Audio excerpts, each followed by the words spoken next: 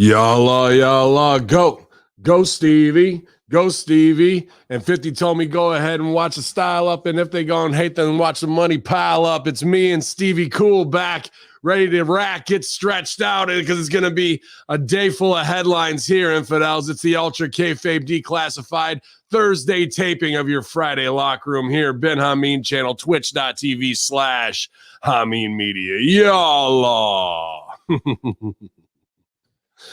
Yeah, man, back up at it. That was a rough night's sleep. The heat came in last night, and I don't know if it was the moon, lunar, whatever was going on, lunar Vashon, but we had a rough night's sleep, I think, all the way around, tossing and turning, and couldn't get the fan close enough to my big, sweaty, bald dome last night, Stevie. I was trying to. We got a little rest, but I had a good workout yesterday. Got in 44 minutes of cardio, only got blown up once in there. So I feel like making strides forward, getting ready to get back on the road. But I know you're excited to wrestle again. So, oh yeah, after what you showed me in the chat, and I'm sure we'll talk about it. I think I thought there wasn't a spot for me in this business, but I think after seeing Dr. Luther, I think even with my back the way it is, I can move pretty well as far as TV standards go. But we're gonna be kicking out some different lower thirds here. You got Hey Pal Stein. I got the Fresh Rockets that were launched, according to the Sun.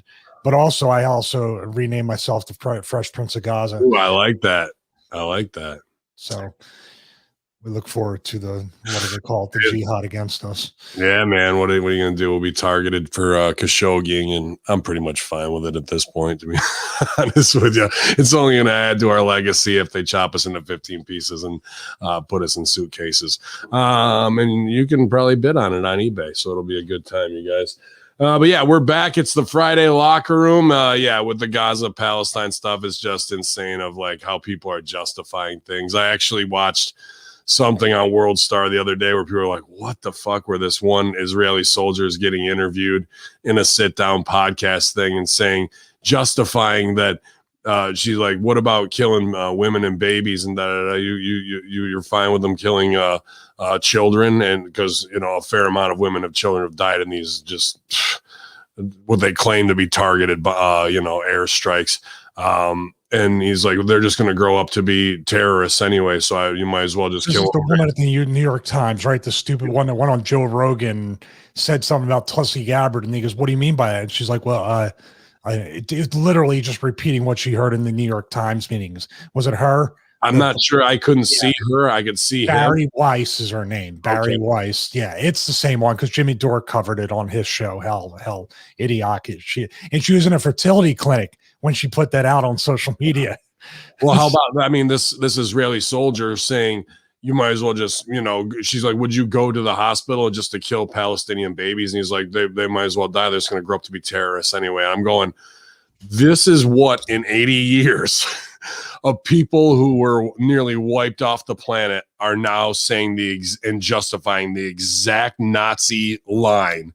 It's not even like a little bit off. It's the exact Nazi line that tried to wipe out their bloodline, and they're 3 generations later are now doing the exact same genocide to the Palestinians, and like justifying not whatever the conflict back and forth, but when you have that mindset, that's more dangerous than any rocket to ever, because they're passing that on to their kids. They're getting it from somebody else. And I don't understand how a culture who went through a massive fucking genocide that is unthinkable at the hands of supreme evil in less than 100 years is now doing the identical fucking thing, bro. That blows my mind. Yeah, I misunderstood what you were saying. That there's definitely lines being drawn either way with this, which there shouldn't be. And I have to say it, you'll probably be proud of me for saying it. It really is all based on religion, and religion can be the most dangerous weapon of all when you're trying to do what you're trying, when you're laying stake to existence one way or the other. When you're trying to question, it's just silly to even talk about that. One, is not allowed to exist, but at the same time, 2 wrongs don't make a right. The other thing, all that stuff. I can't even make sense. That's what we're trying to make sense of why this is going on and why it has been going on and why it continues to go on in many different cultures in the world. Alien disclosure. I don't know if they're going to come June 1st, because if they come in June and they see what's going on, they may make a U-turn and just it's hard to explain. And when we're sitting here and we read everything and we look at everything and we research and try to dissect it on our own, which is really hard the way they scrub real information or not allow it to even get on the internet. For us to not be able to explain it to the people watching or listening is just how damn confusing it is. Yeah. Which means there's no good reason to do any of it. There's no good reason to do any of it then.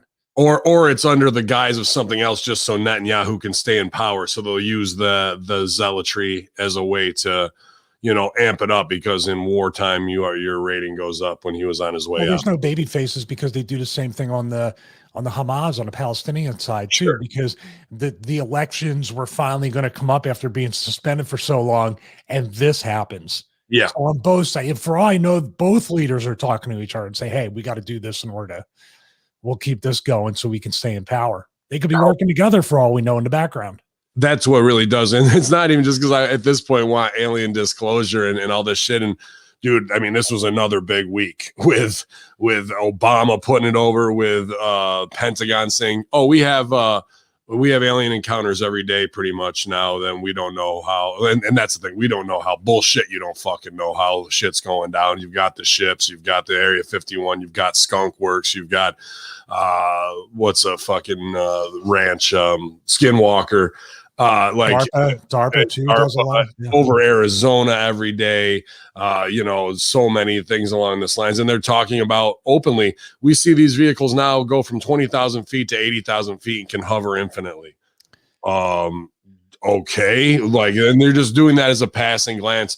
Meanwhile, humans are destroying each other over a fucking plot of dirt that some fucking bastard did a magic show on 2,000 years ago, and everybody thinks that, and that is the proper use of bastard, by the way.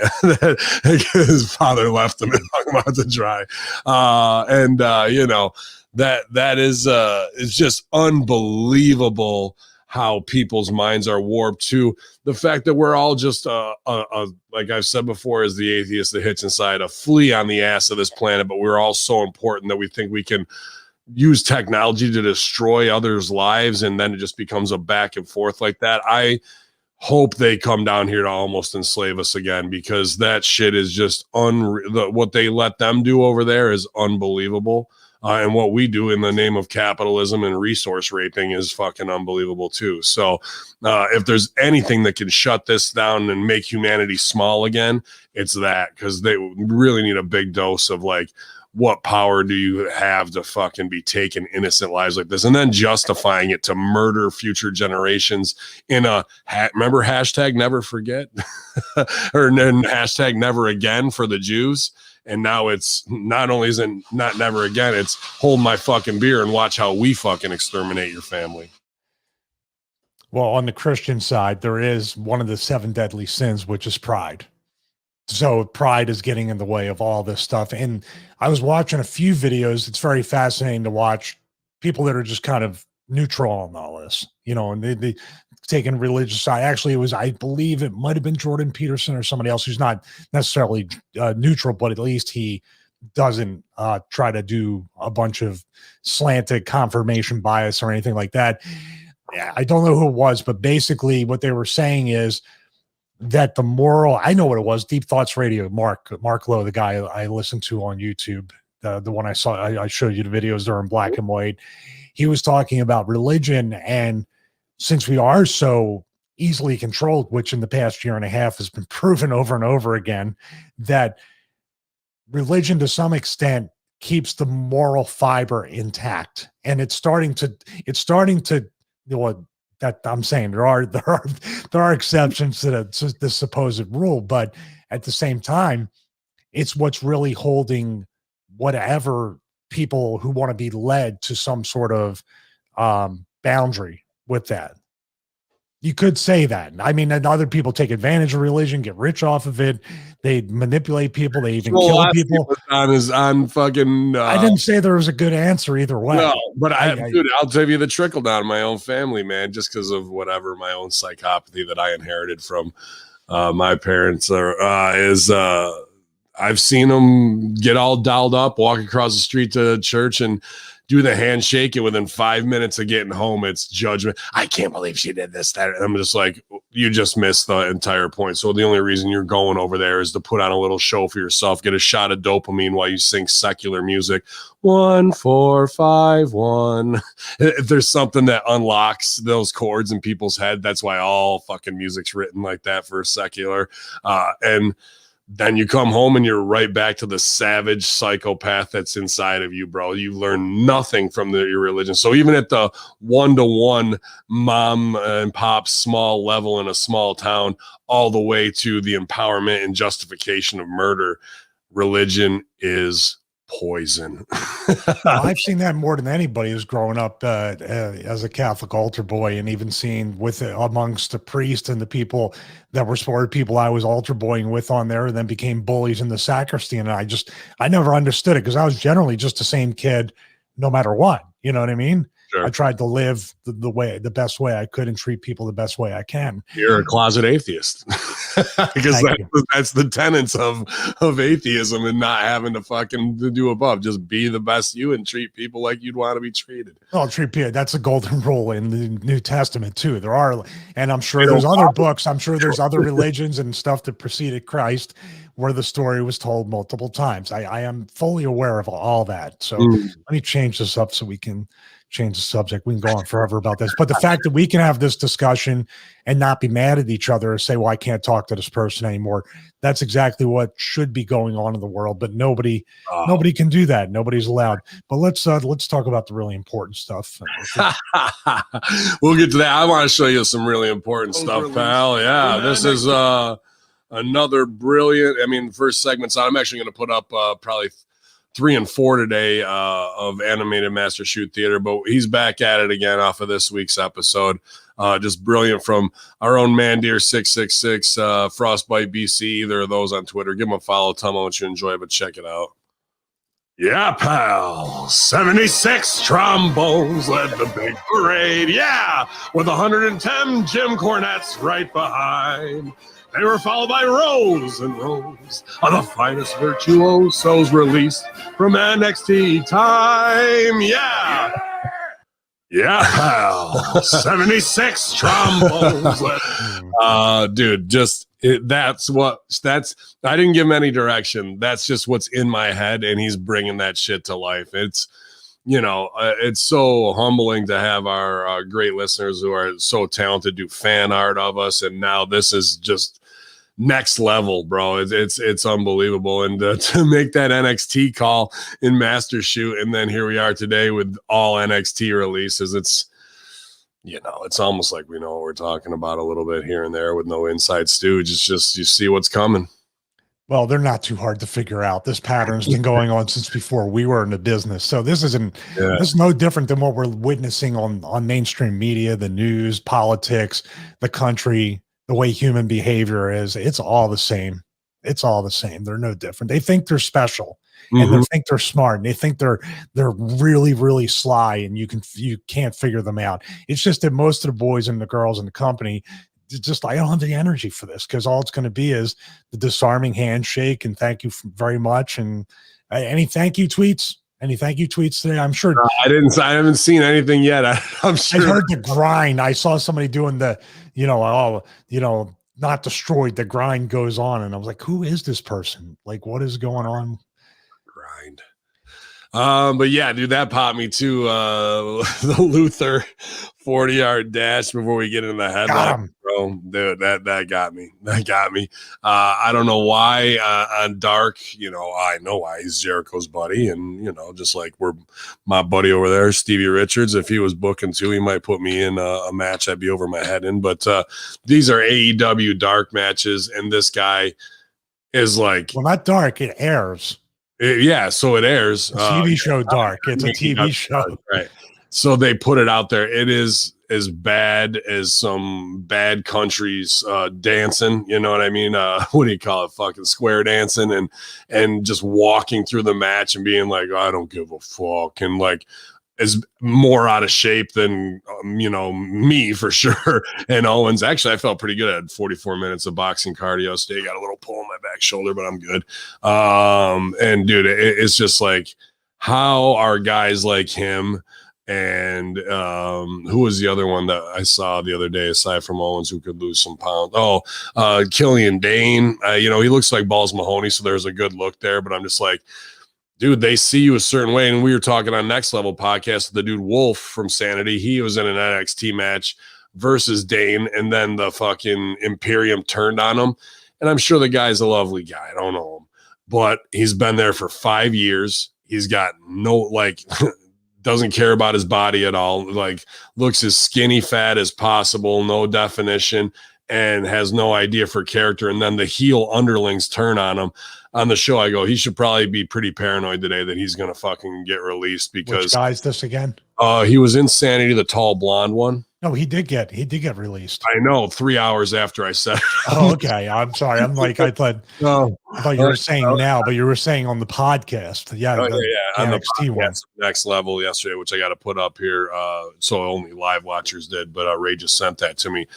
And, whether it's Master Shoot Theater or just seeing how things are, I don't know if they're oblivious to it or in a shock, but as soon as I would have seen that on the wall, bro, that I'm going under, okay, and my guys are turning on me and I don't have anything, and I know I look like shit. You got to know you look like shit when you got Ciampa walking around there looking fucking unbelievable, all that. Like, that's just, to me, is laziness, bro. I mean, I'm glad I suffer from another deadly sin of gluttony when it comes to chips or candy, which probably keeps me from being my supreme self. But dude, if I had that shot, bro, I'd be drinking water and fucking eating lettuce nonstop to get in.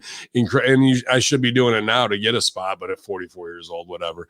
But I just don't know how you can be so oblivious to thinking, the only thing I have right now, because I don't have storyline, my big storyline's blown with the guy who was going to give me the rub. I'm in this thing and I look like shit. I better start working my fucking ass off or I'm on my way out here. Like, that paranoia would keep me awake at night knowing, are they that oblivious to how they are? And why would a Dr. Luther maybe it's in-ring ineptitude and they put him over because of deathmatch dumb shit in New Japan. That's why he gets any credibility. But this shit was shindy-rific, slop-tastic. The guy who fucking runs the convenience store, who's also an indie worker, level fucking stuff, bro, in the ring. It's embarrassingly bad. The Alexander Wolf thing, I was in that exact spot with Right to Censor. I told it on the on this show and on that Chris Van Vliet show too. That JR straight up told me that, hey, if you don't get into shape, we're gonna end up firing you, and we might fire you anyway. What do you got and I got sent to developmental, which was where I make it. That's NXT, but I didn't have the tools that they have with a strength and conditioning coach, a dietitian and nutrition. They have a trainer's room with rehab stuff to keep you as strong, and the gym's right there, so you don't even have to drive to a gym. So that's your only chance, right? Is the visual of them seeing, like, this guy's working his ass off. That's the only chance at that point. Even if you don't have a promo, if you don't have charisma, if you're in two dead gimmicks that never make it to the main roster and succeed, they see your body, and if they don't see your body, AEW or Impact will see he looks really good.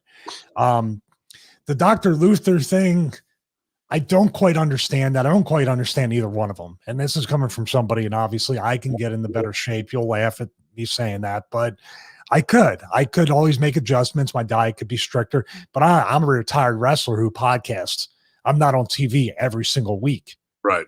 And Dr. Luther, for some reason, I don't know. He has every probably tool available to him to work out. He's making a living. He's there every single week from what I can see. Mm-hmm. So what's the problem? What's keeping you? And he's got to feel like shit. He has to be in pain. He has to feel bad. He's carrying around extra weight. Yeah. What else can he do? Maybe he just doesn't care. But when you do care and when you do work out and you do work hard, You don't make your friend look like an idiot for putting a good word in for you. And now it's like, wow, they'll keep me here longer because they see improvement, even at 45, 50 years old, however old the guy is. But now it truly does look like he's just collecting a check and his time's not going to be. And if he is there longer, maybe even now, maybe at this point, it's creating some tension in the locker room, unspoken. Maybe they're very friendly and then they don't want heat with Jericho or whoever else. But there's got to be guys looking at that and saying, "What the fuck? I gotta be in the crowd cheering, Exactly. and I'm looking at this guy." Exactly that. Now let me take it to the next wrestling level of the spy network or what have you, that we're all the mob that we're all in. Are they putting him on there because he's got heat with somebody and they know he'll cut his own throat because AEW Dark is taped? Why the fuck would you put that match on your TV show only to be a highlight on Botchamania, dude, of like, ugh, this is elite. So are they giving him spots knowing he looks like shit so he cuts his own throat so they can fucking get rid of him? I thought they were different. That sounds like every carny wrestling promotion I've ever worked for. Yeah, well, I mean, we can. So you're going to hurt your product just to have a guy out there who looks bad, so you can fire him and not feel guilty because now it's his fault. These fucking people are so easy to figure out, and if Khan is doing that rather than it's all elite wrestling, get in shape. You have a month to get in shape, or you're fired. How's that? What he's going to turn around and sue, or Jericho's going to be unhappy? This guy's been working there. It's got to be going on over since day one, I think. Yeah, pretty much. Yeah, and Kingston's doing the opposite. He's in the top stuff with Moxley. He's working. You can see it in his face. He's lost the weight. His jawline's chiseled. He looks good. His stomach's getting there, man, from when he first came in and whatnot. So it's the exact opposite on there. This guy's fucking an embarrassment to the business to be on TV doing that kind of shit. And then the heat's got, I'm gonna say, because if it's not a setup, best not be, because if it is, they're getting wet up, is the fact that somebody in production's got more heat on them for even putting that on TV. So if it's not a setup, then what? Then who else in editing's going, dude, we can't put this on there. You know, it's gonna make us look terrible. Or it really is just all friends wrestling, as you said, or all nepotism wrestling, or all these other things that have everything to do but being elite. The Jericho thing, well, thank you, Big J. I mean, he should be on AEW Dark. Look at him. That big son of a bitch. Jesus Christ. Give me Big J down here. God damn. So it's tough to say, because from a talent, if I were in the locker room, I would go up to Luther and I would want to work with him. I would want to, hey, work out with me, work with me, because when you're out now, what would happen in wrestling? You know what would happen if I pulled Luther aside and I said, because I pulled Braden Walker aside, Chris Harris, and I said, hey, listen, you're more than welcome to travel with me. I go to the gym early. Let's go to the gym. Let's eat right together. All this stuff, because these guys are going to fire you eventually. I've been in the spot with JR telling me that. I was fat fuck. I go, let's turn this around. They released a guy the next week. I think Chris would have followed through with it. I think your actual title was Fat Fuck Stuntman number 6 is what they referred to. Yes, that's right. You know, see me at the Black Adam movie on Monday, but no, not really. Luke is there, but it's a secret. I'm not allowed to say anything, even though he posted. Big secret. Heels is coming soon, even though it's a secret. But if I did that in the goofy, ridiculous world of professional wrestling, being honest and upfront and offering to help Dr. Luther, he would go to Jericho. Jericho would come to me and say, don't you ever fucking say that to him again. That's just, I'm not saying Jericho would do that, but the way it had worked out before for me, by going up to somebody and smarting them up or do whatever, I would somehow get heat for that. Or Luther would be mad. Like, what are you talking about? I've been in the business since this and that and the other thing and blah, blah, blah, blah. I'm like, well, dude, look at you now. That's what my answer would be. Right. So I think everybody on any level, and I would say too, and like I'm saying this once again, as somebody who knows that I always need to improve too. I can always eat better, train better, do what I need to do better. And then right now with a back injury, I need to address these weaknesses in my lower back, hips, all that stuff. I need to train. Jericho makes about $2 million a year. that dude should be in much better shape too. I'm sorry. Everybody who's on a TV level making a living and not worrying, you worry about where your next dollar is coming from. Yeah. You know, Papadon worries, Sal worries, all of us worry because we're not under guaranteed contracts to be on television. If I was under a guaranteed contract to be on television, I probably wouldn't even do stuff like this because my entire time and dedication would be being TV ready. Right. And it seems like these guys and girls too do not do that. What do you do with the other 6 days a week or 5 days a week? And Tony Khan has a professional football facility for you to train in, probably trainers, dietitians, just like NXT. You stay in the hotel and you stay in the area for what, 3-4 days for tapings? Mm-hmm. So you're not on the road. Everybody should be in the best shape they've ever been in. And I know I've gone on a tangent about that. Paranoia isn't there because you would like with Wolf, who I'm sure is a lovely dude, whatever. I don't know him, but if he's been in this business even to get to that point of NXT and being WWE and Insanity and see it break up, from the moment Sanity broke up, he should know and be paranoid, especially going in with Imperium. That's his second shot, right? This little crew, which is already kind of fucked up and fucked over.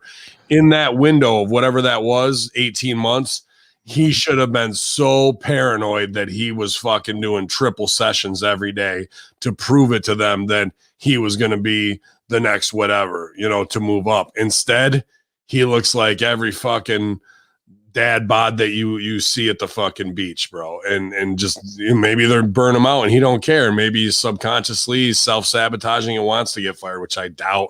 But we'll talk about the other firings, because I think another self-sabotaging one was that ref Drake Wirtz, who I'm down for conspiracy and passionate people who are against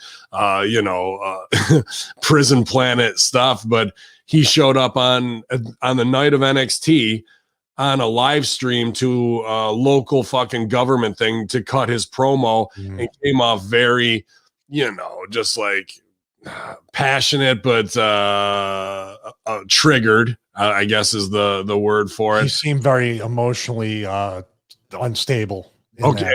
And that's fine if he wants to. Yeah, I agree. Very, very much, affected by all the propaganda. And that's fine, but he's a worker. He's around workers. He should know 10 times better. And what's he wearing? His goddamn NXT shirt, bro. Yeah. That's the fucking bullet in the fucking head, dude.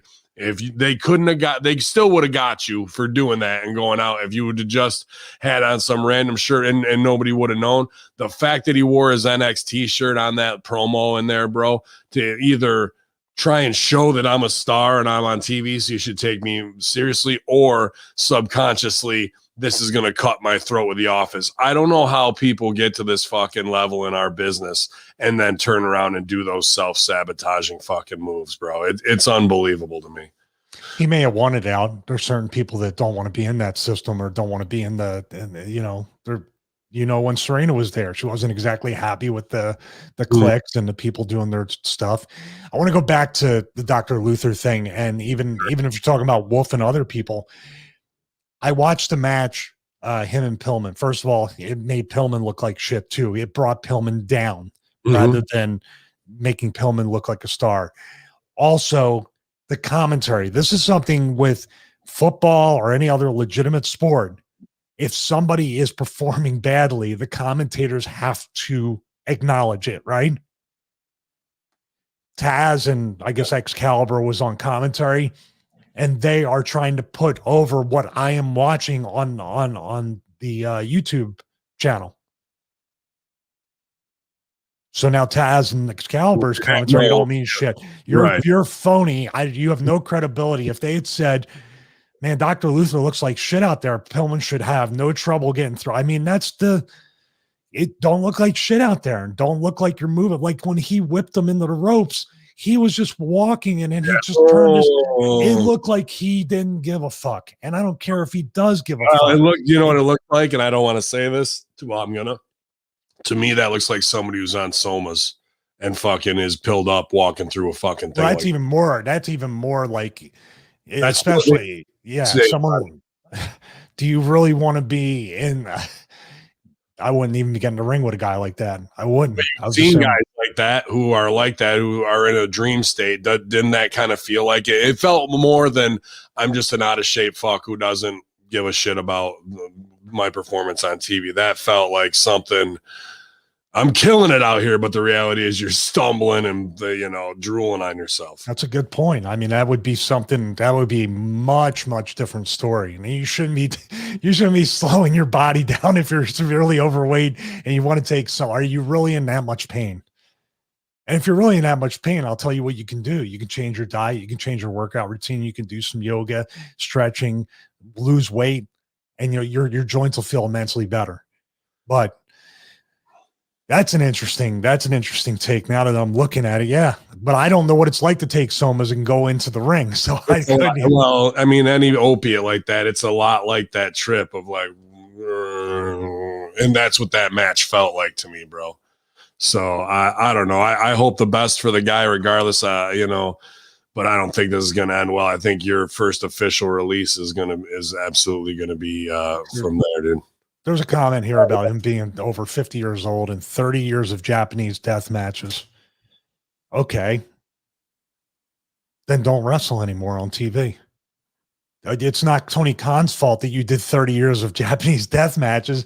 It's not Tony Khan's fault that you are over 50. I'm going to be 50 in a little bit. I mean, I was in ECW for 4 years.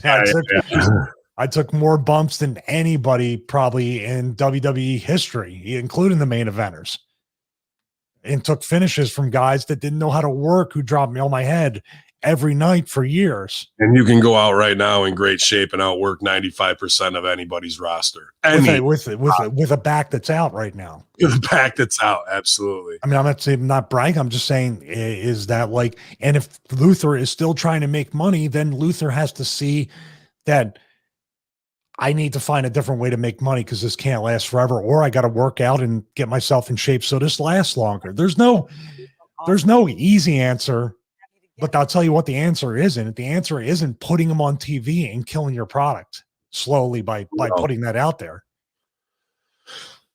This killed us yesterday a little bit. Sorry to switch gears on you, but I don't have it as a story, but this is the one that's going to get us heat and get us fucking buried, but I don't give a fuck. We got to talk about it. It's the Friday locker room, bro. I mean, this new sit down with Gabby and wife, smiling, cashing in to talk everything that goes on, from suicidal thoughts to the wife walking in and him trying on her clothes. And that's where this, and that Gabby is a entity in their lives, and like just this split personality justification. And then Tyler Rex also talks about fucking the gas that he was using and everything in WWE, and that he was testosterone and fucking filled and doing that kind of shit, and was proud of his body and fucking super jacked, which he absolutely was. And dude, as far as the pendulum swings one way, obviously it swings the opposite when it comes back there.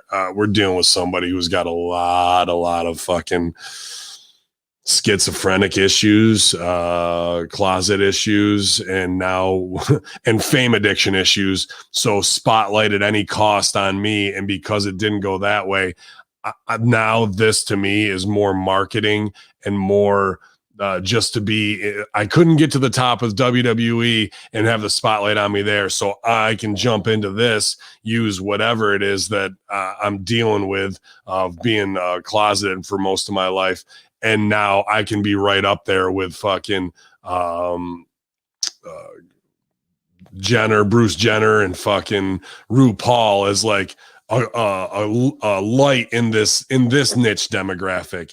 And the wife just sticking with him is just next level of some strange push, where she couldn't be like, you're embarrassing me, your children, and why would you do this to us? Instead of, I'm happy with it, and it's all smiles, and we're about this community, and really shining a light on WWE that everyone's using gas to look a fucking certain way. See, that's the interesting part. Is that something that could be investigated off of what was said in that I think so, because they were just kind of blatantly open about the Florida pipeline, but then shush that away to now I do mascara and fake tits, and the wife is just sitting there with a huge smile on her face and the celebrity, and I'm just going, the level of embarrassment. And they're talking about suicidal thoughts and that he's got the Glock down in the closet, but then his brother had committed suicide in 2013, and he can't do that because he knows what that's about after that loss. I'm thinking to myself, bro, do you think that might have a little bit to do with why you're dressing like a woman now, because you never faced that loss or whatever the tragic is, or that maybe in your family there's some long-term mental illness, and that maybe we should sit down with a psychiatrist, psychologist, and really look at ourselves introspectively before we decide to come up with another character? Because that's the thing, he doesn't talk like Tyler Rex. What if you're going to start identifying as Gabby or what have you?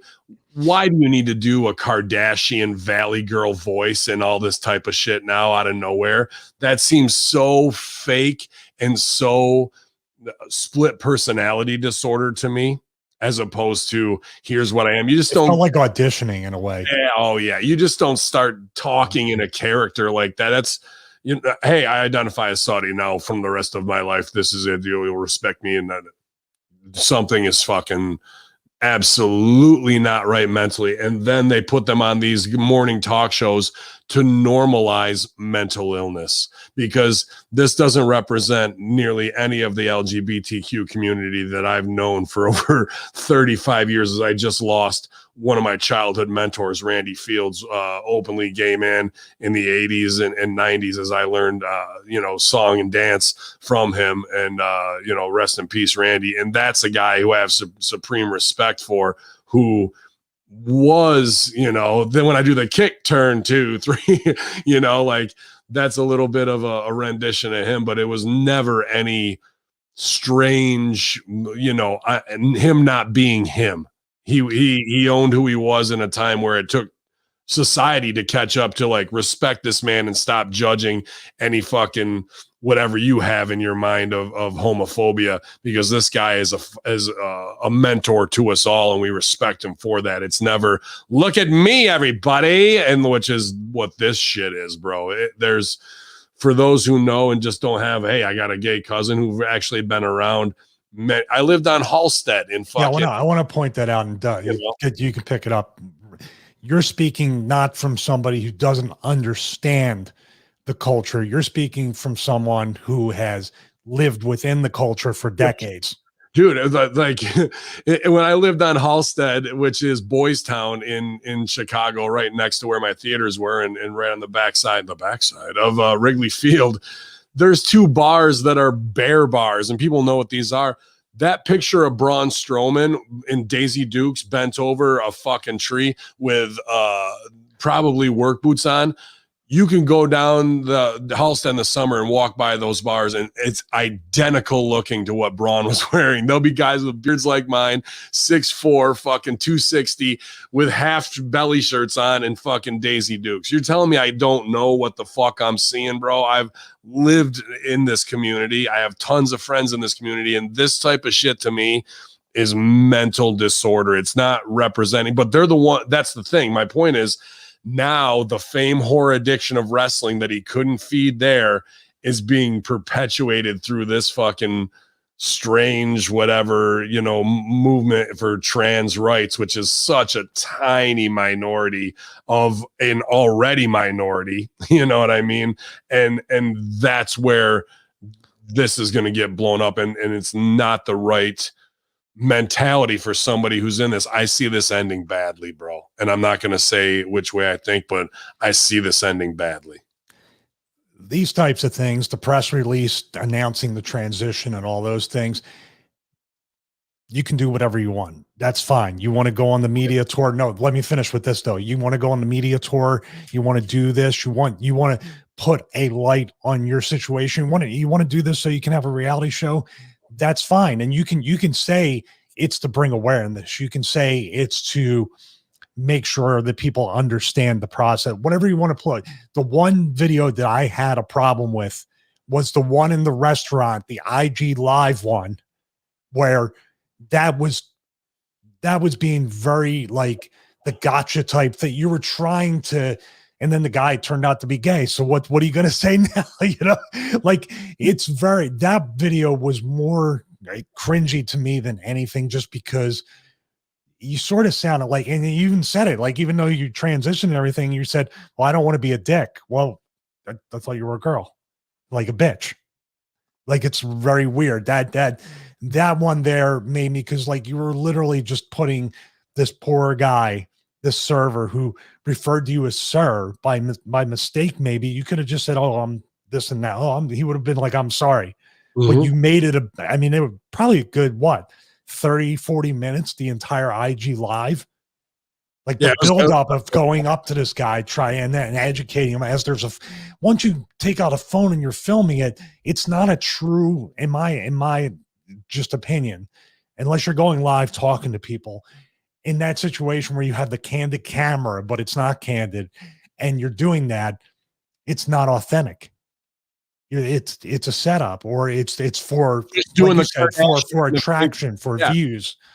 And doing the fake character of, oh my God, you guys, like becoming a Bella and from what you were, that is split personality, bro. You've invented a new character to hide behind because you don't want to face some truth about yourself. And you also are addicted to the spotlight being on you at any cost. So now that it is, that's going to reinforce that you're doing the right thing in your mind. And the reality is you're representing the culture in the worst way possible for it to be judged and shunned once again.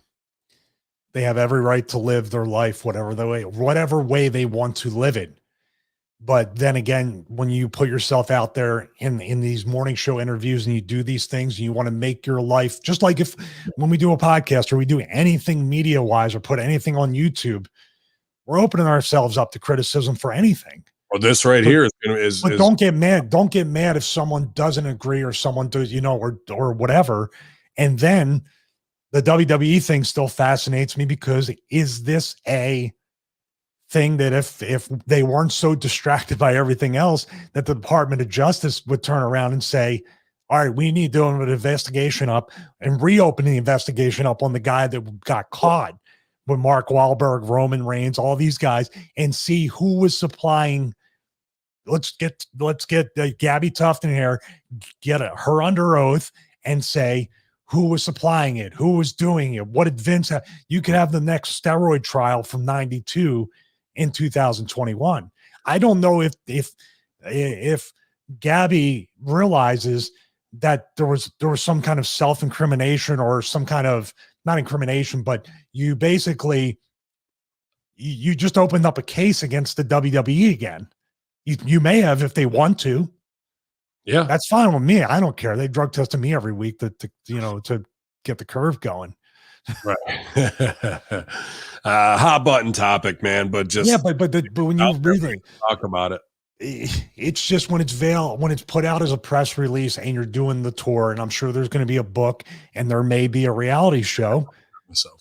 Yeah, that's completely fine. That's your choice. But once again, people are going to say, are you just doing it for all I care about in all this thing is the kid? Yeah. I want the kid to be okay, or I want the kid to have a life. But I'm just saying that's what I want. That's what I would care about. Sure. And that's what any person should care about, including those two. They should put the child first. Yeah. But they're obviously not. And that also goes to show that they don't care, and that the fame and the fucking morning talk show is more important. And oh my God, thank you so much for having us. It's only going to end badly, bro. Deep mental issues, real big time. I will say this: I bought the Body Spartan program, and it is a good weightlifting program. So let's just end it with that. Get a little plug in for Gabby and Gabe Tough, and that still exists. Yeah. The Body Spartan program with Gabe Tuft, aka Tyler Rex, which is an excellent program. Yeah, but at the same time, he just admitted that the results are bullshit, unlike Stevie Richards Fitness, which there's no steroids backing it when he released his pro. I'm not saying the program won't work and add muscle and that it's not a good fitness but not to that point. Yeah, but at the same time, he was the spokesperson for it, and he just admitted he was on gas the whole fucking time. It's an interesting thing because that would be what my question would be. And that's the fitness industry in general. Now, if Gabby comes out and Priscilla, her wife, with another workout program as they are now, is there any drugs involved with that? Oh, dude, Enhancement drugs, because you have to be on a ton and still getting estrogen, all that shit he's taking right now. But it's a very touchy thing. The body chemistry, I told you before, I'm trying to figure out, just with no steroids or any kind of drugs at all, how my body's changed and what kind of food and training to do. Can you imagine introducing all these other things into it and trying to be disciplined and programmed? And I have no doubt they'll re-release something under Gabby, because how can Gabe Tuft exist within this body sport, and how can they make money with the supplements with his picture on it, but he's not him anymore? And if he took that much test, you're also taking anti-estrogens so you don't get bitch tits and things along those lines. Was his stack, did that enhance whatever psychological issues he had already as the pendulum swings back coming off a test? Would you go that much farther effeminate wise? I don't know. I haven't taken shit, and my bitch tits are big enough already. And all be all is it's none of our business. But when you do press releases and morning show interviews and you talk about WWE and everybody's on the gas, then we got to talk about it. 100%, man. 100%. When you want the spotlight on you, you got to fucking be prepared for what they're going to say in the locker room. And as a worker who made it that far, does know it. Knows exactly what's going on, and when we see that, we got to say what's what. But the gas part of that, aside from whatever statement the LGBTQ wise is made, that was interesting to me, because it was just glossed over like that. And he's like, yeah, when I was in WWE, because the lady's like, you're not a regular man's man, look at the muscles and that. He's like, well, I was jacked up on do you think that this would be within their plan, if they have one, to actually go back to WWE or go to AEW? Well, here's the thing. We've seen Stephanie with all these ridiculous, the faxies and all this shit. What have I said about what's going on in these boardrooms? Trans rights and all this shit in LGBTQ. They don't give a fuck about the real cause of what they're trying to promote here. This is marketing. They have agreed in every think tank, from DDB Tribal to fucking Leo Burnett to, these are all the biggest advertising firms I'm saying right now, and that deal with everything from Ford to Corona to whatever the fuck it is, man. Lego. They will decide that we are going to do trans and BLM across the board. Yesterday, I went to the Wall-of-Mart and had to get something. One of the wives picks up and hands to me.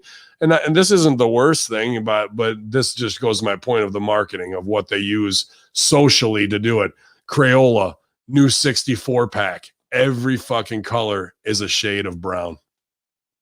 So you can color in, and so kids can fucking hold up a crayon next to their skin and go, I'm cappuccino fucking whatever, I'm this, that, or the other. So no more, just regular brown or whatever, like every shade in rainbow. So to children, we're now marketing race and fucking race equality when little kids just want to color. Were you thinking about racial equality when you were 6 years old trying to color? No, you wanted to color inside the lines so you could get it on the refrigerator so your parents told you what a good job you did. Now we're injecting good job you is. Not my parents are real ghetto.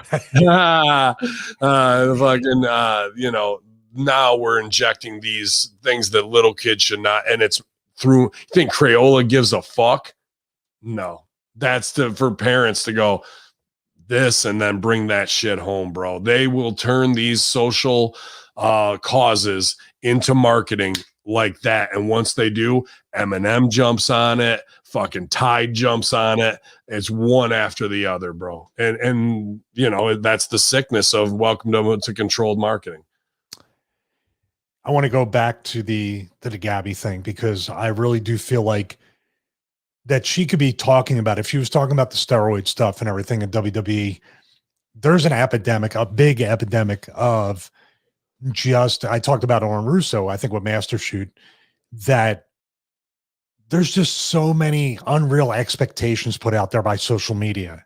And the most glaring one is the body image stuff, is the physique, the fitness, the health, seeing these people do these stupid, retarded things in the fitness world. I'm just going to do this and show you, you know what I mean? And it's just, or the way they look is completely, utterly fake, to the point, even with me, and we've had the discussion off camera and on camera, to the point, even with me, where I have a level of body dysmorphia that I don't beat myself as much up as Braun does or do interviews about it, but I'm pretty rough on myself.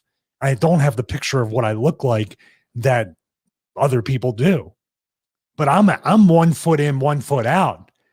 There's people in the generation after us that are 2 feet all the way in and have no grasp or perspective on reality to pull themselves out of that.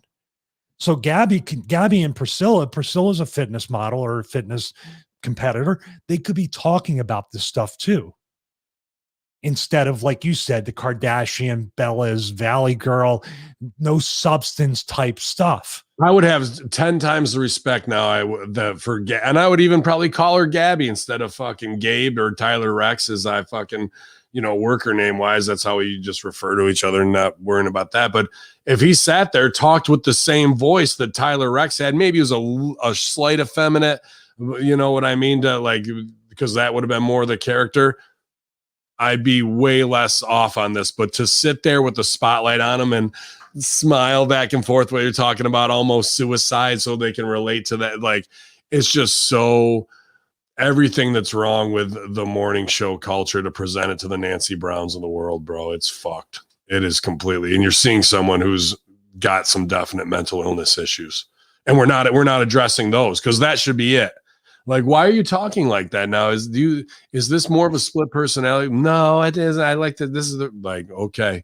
We're just glossing over these things and normalizing what is obviously, I mean, you feel it in your gut. It's not normal. And I wanted to say, imagine this, I'm not trying to be like white power, but fucking, somebody's clipping that. Yeah. But like, imagine fucking, if you were to go right next to that, every shade of brown Crayola, and there was peach, off-white, dude, people would be canceling Crayola like that. You know what I mean? Yeah. So there's such a double standard in the argument.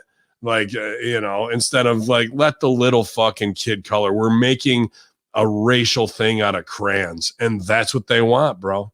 Because, well, that will get us into minority markets, which we only have a 20% crossover. And now, because we've seen that, there's a 60% crossover in Latinos who've now bought, like, that's what's going on in boardrooms. Not like, let's make the world a better place and fucking da-da-da-da-da-da. Like, it's all comes down to numbers, sales, and they will take what you hold dear as a real cause and pimp that out for the dollar so you fucking can feel like you're doing something. Well, let me ask you this then. This is a little off topic, but since you're on the subject of putting this out there, you're from Chicago. You were in Chicago a long time. The mayor out there, Lori Lightfoot, has publicly said, in all these news organizations, the local ones in Chicago have backed this up and confirmed it, that she says that she will only sit down and do one-on-one interviews with black or brown-skinned people. That might be one of the most racist things I've ever heard. But in Chicago, they will probably eat it up, I would suppose, right? They would think that's a great thing. Or is this the thing that's going to tip over and say, okay, that's that? Because the mainstream media in Chicago is confirming she said that. So there's got to be some sort of turn that she got a little too proud of herself, right, and a little bit too, I felt, too untouchable. She's got away with a lot. Yeah, but I've seen, and I'm not saying this is the right way by any means, because this just speaks to how fucked up Chicago is the last 2 years. I've seen white actors who are brilliant improvisers who wanted to teach a improv course that I would gladly take, even if it was online, talk themselves out of it in public on a Facebook post that was for vanity, sympathy, saying, I really want to do this, but I'm afraid I don't have enough of a diverse, because I'm a white cis male. Yeah, I'm not diverse enough to teach to other people the tenets of improv at this time. 20-year pro improvisers, 2 of them I've seen do this. to talk themselves out of a job or out of an audition because right now isn't the right time, and me trying to do that is going to be tone deaf to the experience, instead of just making it about the art and improv and applying what it is. White guilt apology before they even launched their project, talking themselves out of it in public, bro. Like that's to the level of how fucked they are. So I would say that there's people in the Chicago Tribune who would go, would you like a fucking sit down with the mayor to do this? I really would, but I don't think at this time it's proper for me as a white male, even though I've worked for 30 years in the newspaper industry, to do that. I think this young up and coming 22-year-old who just got out of fucking Loyola, who is a lesbian fucking Latino, half Asian as well. Yeah, but she got all D's in college and journalism class. Right. She had no experience whatsoever. It's her time. I'm going to sit this one out and that's where fucking Chicago's head is at, bro. It's that fucked. Why don't you just get Cardi B's an excellent interviewer? Why don't you just get Cardi B? Yeah. Oh shit, man. But we got headlines, Stevie. That's awesome. We're at 50 now. We've been up to 56 live here at Ben Hamin YouTube channel, twitch.tv/Hamin Media. Appreciate you guys joining us here. Yeah, man, that's the real locker room talk. You're not going to get other places. We can probably shave some of these headlines. Dolph Ziggler describes his relationship with Vince McMahon on a appearance on Out of Character with Ryan Satin. One of which was Ziggler now in a position to help out some of the younger talent, a spot he takes seriously, even if he likes to bust their chops. Screw all of them. They're not taking my spot, Ziggler joked. I'll give you that answer just like I would say to them backstage, but also go, once the joke was over, I love passing it on. I really do. There's no reason to be a negative, bitter asshole like Ben Hamin and then have to, I can't believe you named me, and then not give back to everybody else. I know what I'm doing better than almost everybody in this business, and I can give out lessons. Maybe they take it, maybe they don't. But being in the same ring with the Street Profits, Dominic Mysterio, it's so fun to know that you're helping and not trying to sabotage. If we go to the back, Vince ain't yelling at Dominic for screwing up. It was me. I screwed up because this is in my hands, which I've waited my whole life till about 5 years ago for everything to be in my hands. I worked for it and prove it. So I love it when it's all on me and making everything special. Ziggler also discussed his relationship with McMahon, having signed with WWE for 17 years, man. Good for him. Ziggler described how it took a while to earn Vince's trust, but he believes he now has it. There is a trust that so few of your favorites that I have. It's wild because without complaining, I mean, I'm not a main event guy at the moment. And a lot of times when it comes down to being something special, I'm the guy who just has a match away or so, but I know from that relationship, you have to earn it. It's not just I earned a few years ago and now I'm fine. You got to re-earn it every day. And I do. If I mess up, which I do all the time, I say, I screwed this up. It's on me. I'll fix this for next time. But even though those years, I'd say 15 of those 15, 8 or 9 of them felt like, man, Vince hates my fucking guts or effing guts. The hell what the hell is happening here? Then there are those 5 or 6 years where you go, I get it now. He's pushing me. He's challenging me because only I can do these things. And I'm very blessed to be doing them. That's a great perspective. And I agree. The guy is the best on the roster. Him, to be honest with you, in ring, him, Rude and Cesaro are your best in-ring technicians, performers. Daniel Bryan's up there. Sheamus is up there. I'd say in the top 5 of you can put them with anybody and they're going to give you the right match for that guy, get their stuff over, sell for them great, and protect them to get them where you want to next level. Yeah, it's amazing how SmackDown has all those guys on one show, and they should be able to pull a 3 and a 4 every week. Yeah, with guys like Ziggler. The thing with Ziggler is that he just, he's the guy passing it on to the younger guys, but he still hasn't quite gotten the time he should have. There should have been a Dolph Ziggler versus Shawn Michaels feud. There should have been all these different things that. Well, you needed one. Spirit Squad. The squad got Triple H. But he wasn't the guy he right. Be drawing in a Jericho type way That's what they missed out on with him. And for him to say that Vince pushes him, I don't think he's the kind of guy that you can you even need to coach hard. That's just him giving a good perspective on it. Like, he's probably way more rough on himself than Vince could ever be. Vince would need, they put up obstacles for him all throughout. And the fact he signed the 17-year deal and whatever money he's got, he deserves way more. That's great. I mean, I think he was before 3 years for like 750 or something. Yeah, before, but he was smart because he also, the big caveat of that is he can go and do comedy. He can do what he wants to, leave after. He doesn't have to stay after his match. 17-year deal. What's that look like? No, he's not under contract for 17 years. Maybe I missed. Oh, I thought you meant he signed a 17-year. That's why my eyes went, holy shit, this guy's. No, he's been there. Yeah, he's been there for a while. I just think that you talk about wasted talent and wasted opportunity on part of creative. They've made that, even just giving them the name Dolph Ziggler was enough to make you fight from underwater, Yeah. Not being Nick Nemeth, Kent State, All-American. Like, you haven't even talked. I might have heard 5 seconds of Michael Call say it or Corey Graves, but they've never put him in that frame that this guy is a legitimate athlete. It just sucks. Oh, yeah. People asking, well, they say Orton too. I agree. Orton's top worker. Roman, no, Roman doesn't even come close to those 5 guys that I mentioned. I mean, not that he sucks, but he can't get out of guys what Ziggler can and help make guys, which is an art unto itself to be in that spot. But Reigns isn't in the spot to be making guys because it will only devalue him in his spot. So he can't be doing that. No, it's 2 different arguments. I agree, but when it comes to it, Roman can't do yet what Ziggler can. You know what I mean? And he'll get there hopefully. But there's money on him, and it's just a different part of the show. But speaking of what you were speaking of, WWE SmackDown WrestleMania Backlash Go Home show draws the lowest key demo ratings since July.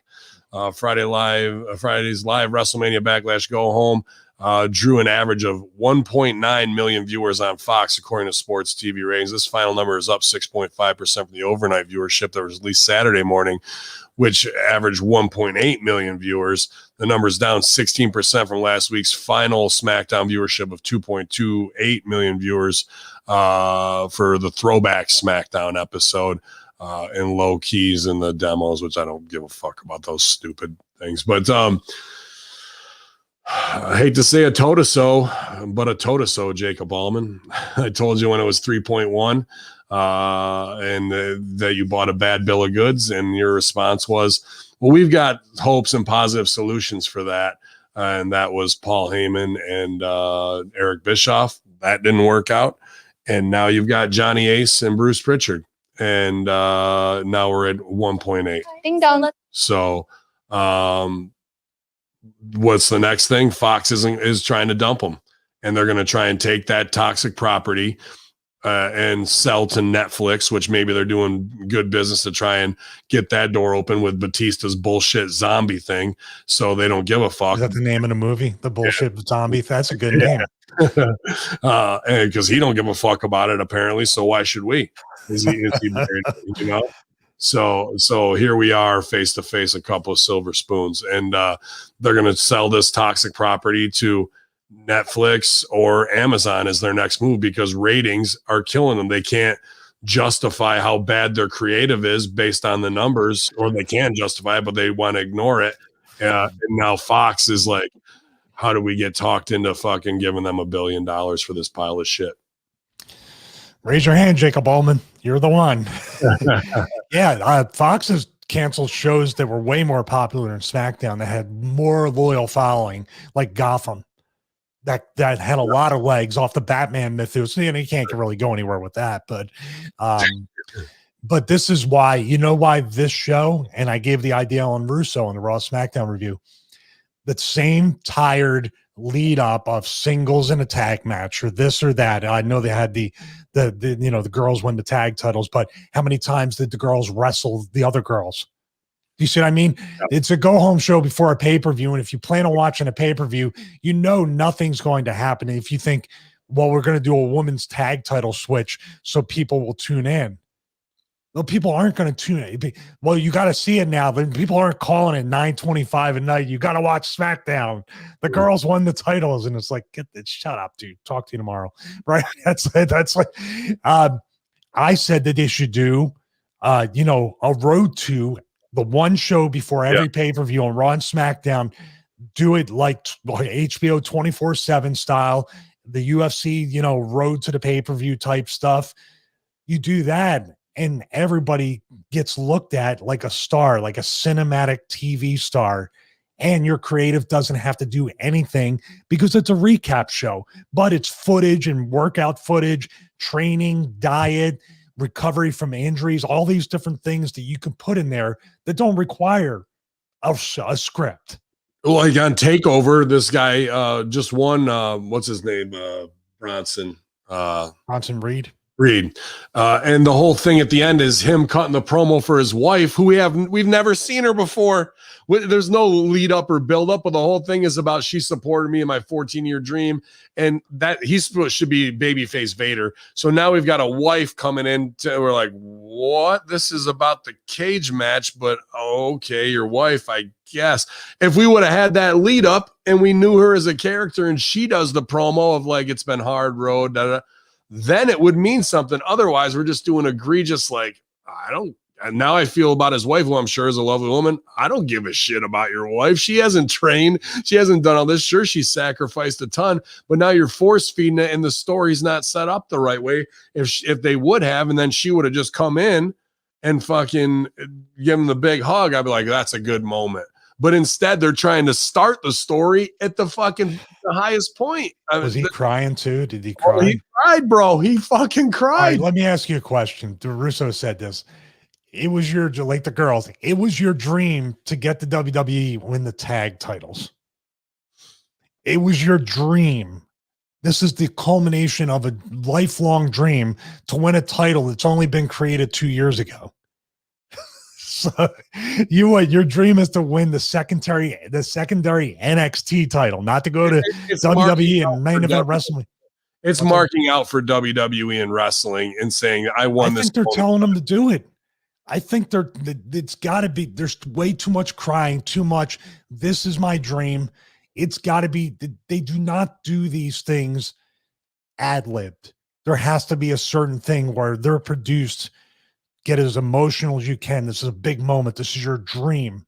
This is what I don't know, dude. I think they got them so fucked up that they are so, even that they've been there for X amount of time, they are so excited to get the picture with Triple H pointing at him after he fucking wins it. In their mind of being fans of Attitude Era, that is just, bro, Triple H and I took a picture and he pointed at me.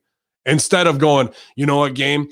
You point at me and let's roll this live. I'll grab your finger, break it, and then fucking get heat on you and leave you laying right there.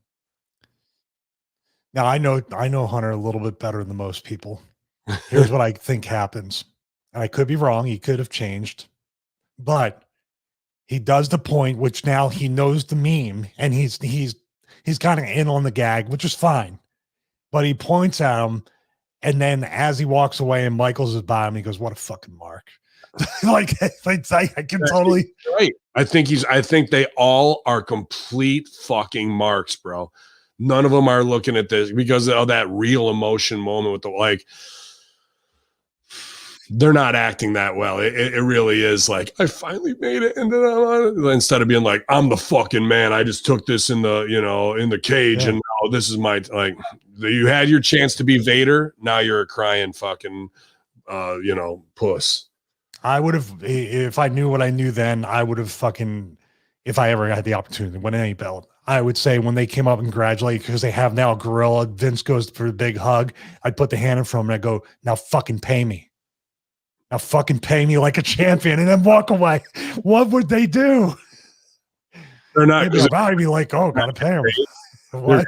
Yeah, because if you're crying, they're going, we got him. He's a fucking, he'll do whatever we want. He's a mark. They just Ginger Cat over here. He eats so much food. I need money. You know who else needs money? Are the backstage updates from the NXT releases? Drake Wirtz already contacting other promotions. So if you want a QAnon ref, which I'd have him in my match, I think he'd fucking fit in great with my own personal referee to fucking do. I'd let him cut the promo on some crazy propaganda. I'd get him all fired up before he went through the curtain. Go, dude, you're going to cut a 2-minute promo on the Palestine conflict before we go out there. Go for it. As noted, several WWE NXT talents were released earlier today. Jasmine, I guess. Vanessa Bourne, who was Daniel Camella. Skylar Story. Ezra Judge, that one seems familiar. Was he in Fight Club there? Alexander Wolf, we spoke of. Kavita Devi and Drake Wirtz and Jacob Clemens. I mean, I really don't know all of these people, just aside from seeing them. The most overall shock was Clemens' release overall. The younger is reaching out to promoters. I don't know who Clemens is or what his slave name was in WWE. But we're hiring these people in droves. NXT tryout, they sign a dozen of them, half of which are affirmative action hires so they can try and move into different realms. That's why we have Veer and Shanky, which I'm surprised we didn't see Veer and Shanky this week after seeing them. They did such a good job on the first show. Jinder wasn't there too. Jinder wasn't in the house either. Debut. He's on a roll. He's back. He's off. He's back. He's off. Like, back off. Stand back. Stand back off. Yeah, dude. Duke is said to be well liked. There's a feeling she'll get another look from WWE down the line if she continues to improve her in-ring skills. She was praised on her work for Up Up Down Down Gaming channel on YouTube. Praised for that. How are you supposed to improve your skills when you're supposedly at the #1 wrestling school, but now we're going to fire you? Then go outside to the indies and work with people who may be unsafe and shitty and improve your skills there. And then we'll take a look at bringing you back. What the fuck, Sheets? Well, read that last part because that sounds awfully familiar. No, I made that up. I made that's like the part that they're saying is it's strange that she was released, but the door is open because she'll probably do the thank you tweet today. But they just want to see her skills improve. Well, you're going to the indies to improve your skills to come back to WWE. Like, I almost thought about putting out one of my tweets that are few and far between. I was going to thank WWE for releasing me on August 15th, 2008. I know it's long overdue, but thank you for releasing me. Yeah, man. A bunch of kids who got to live their dreams and never cry in the ring when they won a title are now released, and referees who have a certain look to them are now out looking for fucking spots. I don't know, man. Like, this bubble makes people so delusional, bro. Well, here's a little advice that nobody cares about since I get heat for that released video still. I always get, who do you think you are? What do you know about being released by WWE? You have no room to talk. I think you should put that out today again. I think you should. Nah, nobody gives. I don't. It's whatever. No, they don't. But I will give this advice here so that way you get the streams and the downloads. It's almost a positive if we're saying, who is this person? Who is it? You have no WWE or NXT stink on you. You could literally go to AEW or Impact and make your name, kind of like EC3 did. He was kind of like whatever. He had more visibility than most of these people, but then even Luchasaurus, he was a guy in NXT and he made something different out of it. So when you're saying, well, I didn't even get a chance to come out of the gates or do anything, that's a positive because WWE didn't even get a chance to look at you. So Vince would be like, who's this big son of a bitch? He won't even know. I'm out you right here because you're Mr. fucking segue today.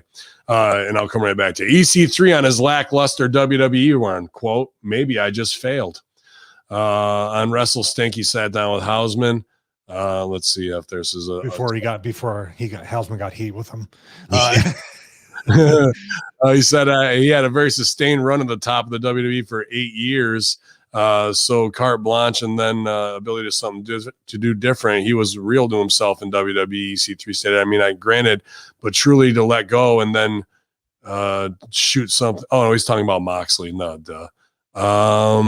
Yeah, but he's saying it's his fault. This goes on and on with fucking Hausman. He says, the husband followed up asking EC3 what conversation were like with McMahon. He said, indifference, really. Maybe I wasn't aggressive enough in pitching it so they could lay on me. That could lay on me. But at the time, you try and try and try and try and try, and nothing happens. I made myself a promise, and I broke that promise because there's a negative stigma a lot of times in the locker room where nothing matters. Coming up there, I was like, no matter what happens, I'm going to be positive and optimistic. I'm going to grind. I'm going to do my absolute best. I'm going to put it forward. And I didn't because I fell under the trap of nothing matters, and maybe I'm right. Maybe I'm wrong. Maybe nothing does matter there, or maybe I was my own worst enemy. He explains what he means by that. He says you get frustrated, depressed, anxiety, angst, and all of those things add up too. AC3 admitted, when I was called up, the call up came, I was out for a concussion, so I rushed back, and then maybe I didn't heal enough from it mentally. Maybe I didn't have enough time. Maybe I tried to rush back into action too soon, or maybe I just failed. It's okay to fail, because through failure, you learn. Well, unless you're in the gym, then you can learn everything there. Dude, I mean, go back to it, but the bubble of distrust, depression, angst, anxiety. Hey, who wants to be a superstar out there? Who thinks living WWE life is fucking awesome? There isn't one person we talk to or know that goes, dude, my job is great. There is one, and I'll put him over two, actually. My buddy Package Chris Sharp, NXT UK ref, and Rump Thump Steven Smith, who I'm happy for both those guys. Both have that, much like you, to some degree, inherently positive trait in them all the time, always smiling, always see the bright side of life, and I'm glad they're not affected, and WWE hasn't crushed that in them, and I don't think they can, because that's just in their DNA. But almost everybody else I've ever known, this fucking sucks, bro. It's all bullshit. They don't even know what's going on with the office most of the time, and would ask us or me for, hey, any word. I'm like, you're in the fucking company, and I gotta tell you what the fuck's going on. Go ahead, man. Well, they did crush me, and it did suck, and I was depressed when I was I'm past it now. That's why I did the video we talked about a few minutes ago, because I'm past it now. I went through all the stages that they go through, and the EC3 thing, dude. First of all, that's something on WWE for not having a proper concussion protocol that you were able to rush back. Mm-hmm. So that's a hole in their thing right there. And when you're talking about maybe it was you and you didn't pitch it hard enough, well, I got sent home for 4 months for pitching too much stuff. Elias was getting buried for how long for pitching too much stuff? Mm-hmm. They designed this so there's no right answer. Mm-hmm. Then, of course, they put you on TV and you're standing there with a red Solo cup looking in the fucking mirror.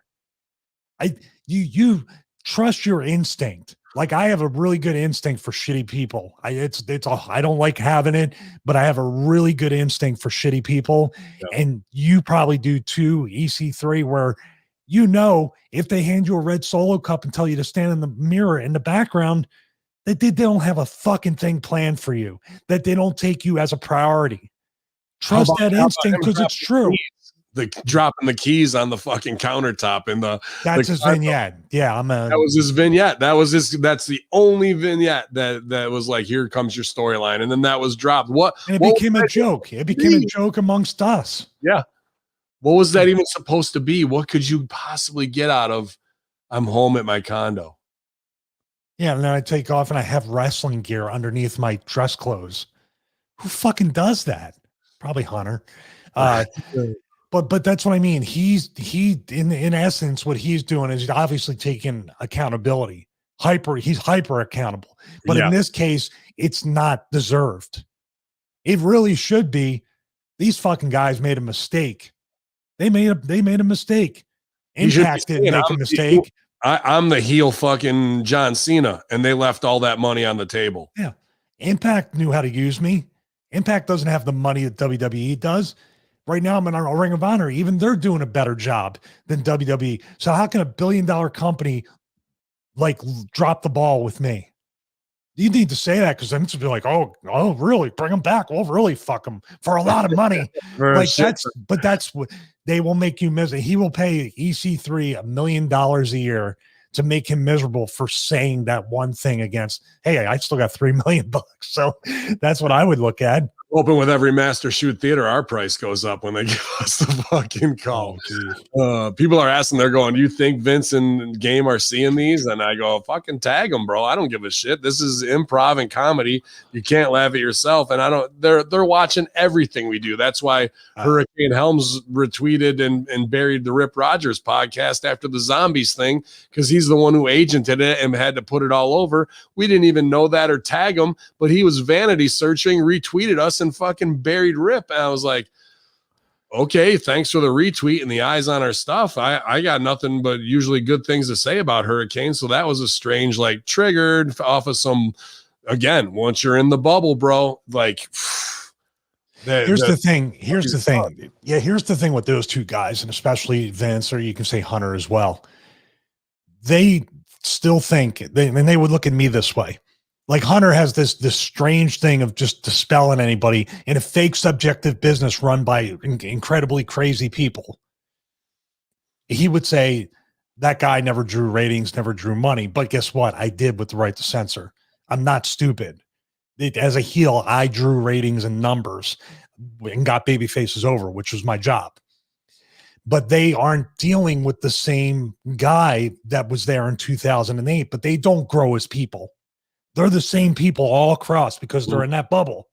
So they'll have a real shock. First of all, they shouldn't be shocked that Vince Russo would tell them they can go pound sand. But when I sit there and go, your tricks don't work on me anymore, and I don't care. I got my own business. I'm happy outside of it. They wouldn't know what to do because the power's all gone. And you, who they never met, would say, they should have by now. You've interviewed enough and put your resume enough, but they would look at you like you're just a dumb mark because you're not one of them. They don't understand that wrestling and performances and being smartened up to the way entertainment works exist outside of Titan Towers. They don't realize that, and that's their mistake, because they're leaving they're leaving everything on the table that could be true creative, that could reinvent the business. But that's why you're watching the product you're watching, because they are sitting in one room telling each other how over they are and how great they are. I've seen the country club ass kissing at 11:30 at night on a Monday and Tuesday. It is sickening. It's like, you should be sitting there going, how can we make this? But this is in 2005, 2006, that they were too comfortable with what they had. Let me put this to you, and our audience isn't going to know shit because I want to get your real reaction. What if that meeting does go down in the next 2 years and we're sitting there and we drop the real fucking nuke on them that nobody knows, and fucking would like to see their reaction? Like, what would their reaction be if we really hit the nuke button on them? I'll write a number on a piece of paper and slide it across the table, right? Everyone, I'll look into it, pal. Yeah. Well, I guess no, you didn't do that. Oh yeah, I did do that. Now who's the fucking? Here's the document on this. Here's the document on that. Here's the document on this. Where's the death clause? We got to kill this fucking guy. That's the smile I wanted. That's all I wanted. Was a little. Well, you're gonna see what you see then. If that gets brought up, you're gonna see this face turn red with a smirk and just like, I'll be like, and if he looks at me, that'd be the one time I would say, "I got him." Like, right to his face. I'd say it right to his face, and he'd have to pop. Welcome, pal. I might actually come back at him in voice to fucking just mimic him to try and take him down and pack him. Like, it might be worth blowing my shot right there. Yeah. This it might come someday. Yeah, it might sooner, and it could be because of Mandir 666. All we do, it took a cartoon to fucking really get under his skin. Identities of Bobby Lashley's models from Raw. Shout out to these girls looking damn good. And I've only suggested it 4 or 5 times. The women booked for the segment were Brianna Lewis, Daja Monte, Amanda Melendez, Ashley Ramputi, who bills herself as a fit model, Valeria. Women apparently have no connection with pro wrestling. Good job, girls. But they were in the backup, and sex sells. And I've put this out there on Russo brand. This is what also Impact should have done, and they missed the spot with Katie Forbes, and they're kind of missing it with these girls. I would have an entourage, the hoe train, the insta hoes, whatever, the models with Lashley every week. And what they didn't do this week, they need to do if they're going to keep doing this, is you let those girls have 3 million fucking Instagram followers, probably each one of them. And I would look at all these Insta hoes that are out there with OnlyFans and showing their snatch and fucking lingerie every week, huge gimmicks, whatever, and bring those girls in and let them go live during Raw. Is it going to be dangerous and backstage? Yeah. But do you want people globally who don't give a shit about wrestling and who will tune into your product? Dude, you could get a million overnight if you had the right Insta hoes, and not just 3 of them, 4 of them. Katie Forbes has got a whole goddamn flock of girls in Vegas that she does all that shit with, who've got millions of followers. Why? You want to get out of that, and you're trying to do sex sells, but you're really not doing it the way 2021 is really selling it, through OnlyFans and IG. Those girls would be more than fucking ecstatic to do that for a very low cost, if not free, because they are spotlight whores who want that on there. Now they can get tied to WWE. You're going to get so many. You think your social media numbers for the faxies are up now? Let those girls do their thing and fucking promote it. That's the value of bringing them on. So they're kind of dancing around it, but dude, I would have had every one of those girls on live all night for the 3 hours afterwards. Even I would even send in Ziggler to hit on them, like little things backstage to add little value to that on social media. What are you thinking? It can't hurt. I mean, it can't hurt what they're doing. But once you say it, once again, Bobby Lashley isn't the guy that walks around. He's not presented as the guy that walks around with a ton of women. You're kind of undoing a little bit of him being the killer. Mm-hmm. I just feel like the Bobby, maybe 20% of what they can really get out of him right now. Now, if they just had the girls come out as ring card girls or other things, that they reintroduced them as spectacles within the show, that's something too. I'm just saying, I don't know what you do with them. Hey, unless you have them hosting the Instagram live version, you can get those metrics and numbers and put them up against, but then Fox and USA, what are they going to say about that? It's a tricky thing, man, because they're fully shifting. We talked about, they're fully shifting away from ratings, and they want to get that Netflix deal or some streaming so they can get that ratings critique off their back. They don't want it anymore. Yeah, I would say that they've gotten everything they can out of them, so they got to switch gears. I was gonna read this with NXT. I don't even know how to read it. I don't care because I got to bury the girl. Unfortunately, HBK he has high praise for an NXT superstar. Speaking with Justin Barrasso, Sports Illustrated, but he puts over Dakota Kai. I've been doing Next Level now for 5-6 weeks straight. Dakota Kai had the worst opening match, the most business exposing spot with this leg over the top rope, and she's selling it like her legs hooked underneath in the second. And I'm going, like, what is going on? The most dangerous outside of the ring stuff and whatnot. Then she's had 2 promos, possibly the most amateur promos I've seen on wrestling TV in 10 years. And then Gargano and Ciampa are kind of Triple H and Sean's pet projects, and they look up to him so much. The main event was way overbooked by 5 minutes. They had him, and then they thought they were going to take him higher, missed it again. And I know Sean's probably the one agent in that stuff, dude. So Shawn Michaels, when it comes to spotting talent and putting people over, a lot of it's them blowing sunshine up his ass to make him feel like a star. So whether she's the pet project, but Dakota Kai is way too small, can't cut the promo, is unsafe and indie-rific in all of her work that I've seen so far. Sure, she's a lovely girl in real life, but from a guy who's supposed to be putting things over, no way. No, there's not a dime written here. She's not even enough to be on Dark, in my opinion, and would be, if it wasn't for NXT, she'd be sitting at AEW screaming Jericho's theme song like a douchebag, which I don't, that's jumped the shark. And now they're doing Wild Thing with Moxley. Like, what? Yeah, dude. There's one When I girl. heard that, I thought it was a dub over on that song. It was the actual They bought it. They bought it. And now, dude, there's one girl who's sitting next to Blue Pants is out there with the blue hair. There's one girl next to her. I don't know who the indie worker is. She's so overacting in their honor. Even Jericho was looking at her going, what a fucking mark while he's in the ring, dude. She's doing the Judas in my life, like all this fucking shit. And it's just so bad, bro. Like now the crowd has seen you with that because you wanted to get your shit in and overact. Now forever, you are a Mark fan who sits on the side. You will never be taken seriously as a fucking talent. I get it that you want to be a company girl and whatnot, and then you're a spotlight addict. That shit is so ridiculous now, bro. And now they're doing it on, like, they had the you know, whatever, the girls with some soul out there, wild thing, and she's fucking dancing around like it's fucking Cardi B, bro. I'm going, they'll never out of touch. You'll never be.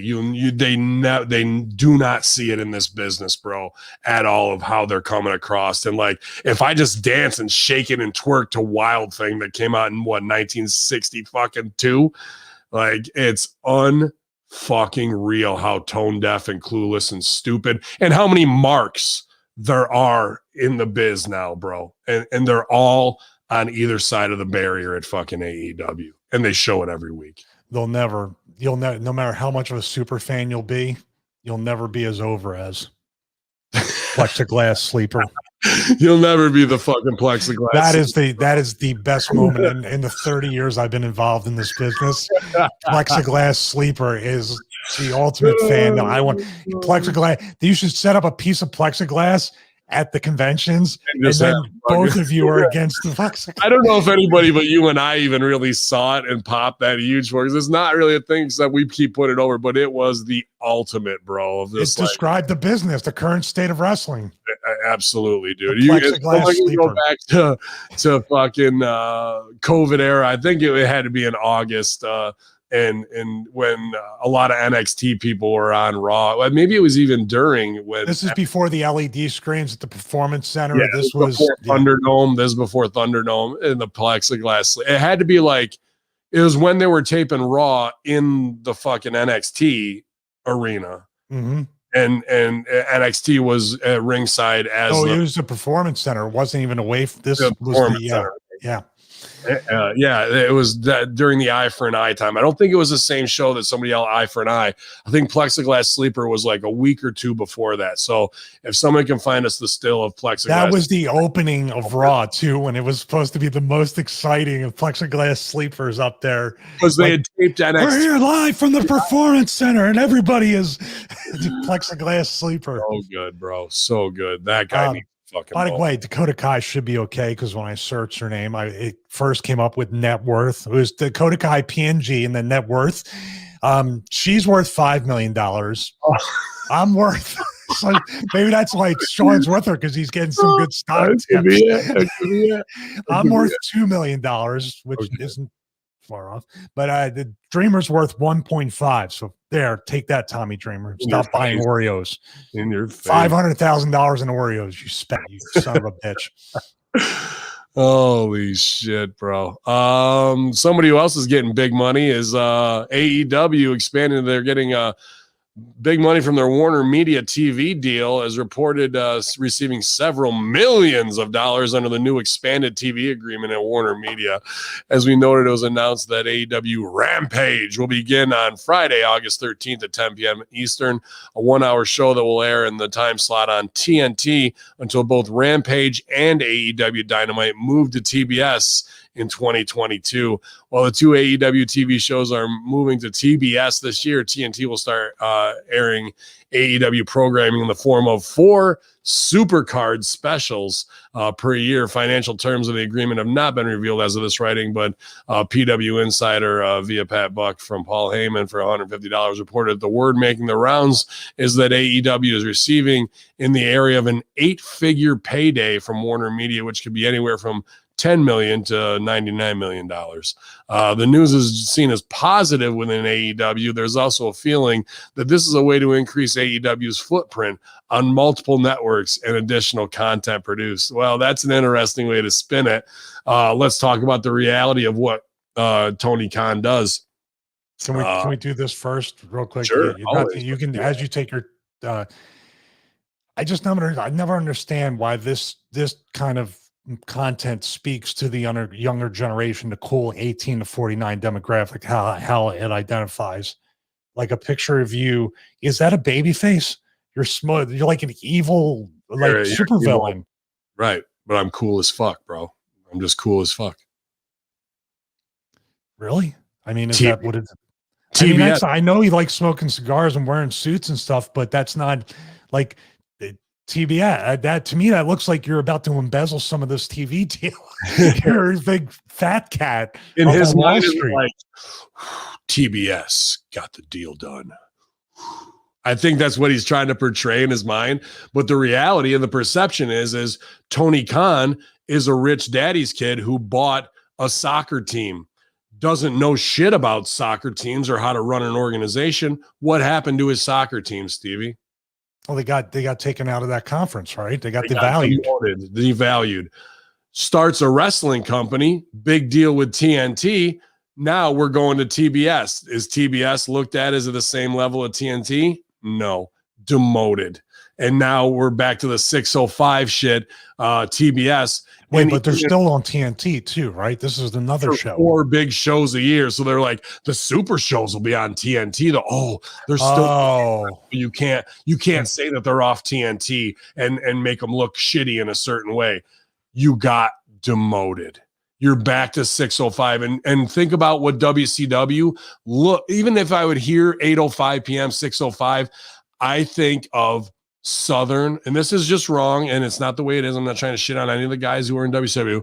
In the fans' perspective at that time, especially in the Northeast, when I would even hear 605 TBS, it equates welfare, shitty Southern wrestling. Studio wrestling, usually. Yes. And now that is the stigma that you have tied, where they're going to go, it's nostalgia, throwbacks, 8:05. Like they're going to try and play that up. Oh, dude, they're on it. You know the time slot, right? At 10, right? At night or Friday something. At 10. So you think anybody is going to watch 2 hours of SmackDown, then 2 hours of that on a Friday? Friday at 10 is kind of like we were on Friday at like 2 a.m. because we were so underground and we couldn't be, you had to find us. That's different. That's but Friday at 10 is like after The Good Wife. That's like, I mean, this is not a good time slot to be in. They wanted to be wrestling this because it's the nostalgia of where we were in early 90s, right? And when I go back to that perspective and what WWE was versus WCW, and the way it looked and the fan base, and then to tune into this and try and watch wrestling, it's Sting, even back then, and then what was on right after or right before that?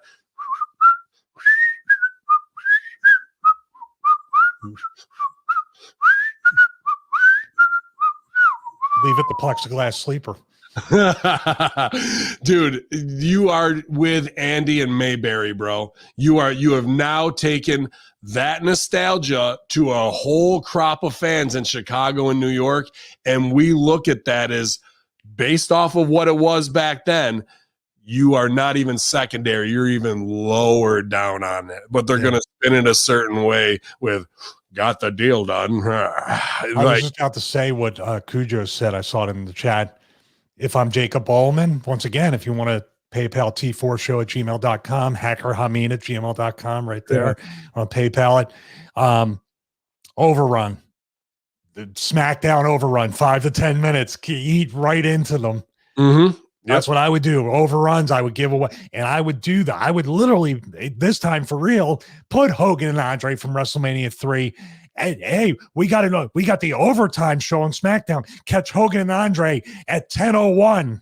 Like, you think anybody's going to watch AEW if you got Hogan and Andre from WrestleMania 3? I would dig in deep with that nostalgia. Hogan and Warrior from WrestleMania. The first month would be all WrestleMania level matches from 10:01 to 10:15, 10:20? Do you agree? Just crush them. I don't know, dude. If you were to put AEW on at the bar at 10 at night and put Luther out there, people are going to go, the whole fucking bar is going to be like, Luther. Don't you think? Luther. That's what I was doing when he was being whipped to the ropes.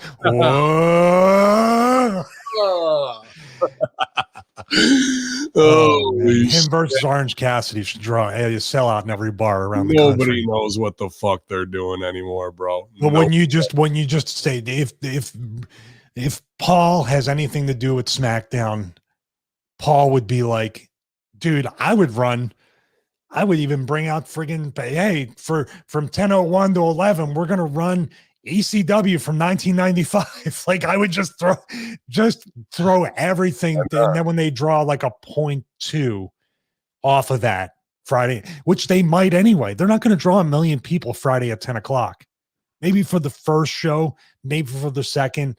But when you move nights, look at what TNA, when they had to move to Monday and then they moved on every day of the week. And you talked about Impact Now. When they had to move nights, how many people did they lose? Almost all of them. Yeah, a lot. They went from 6 figures to a low 5. Mm-hmm.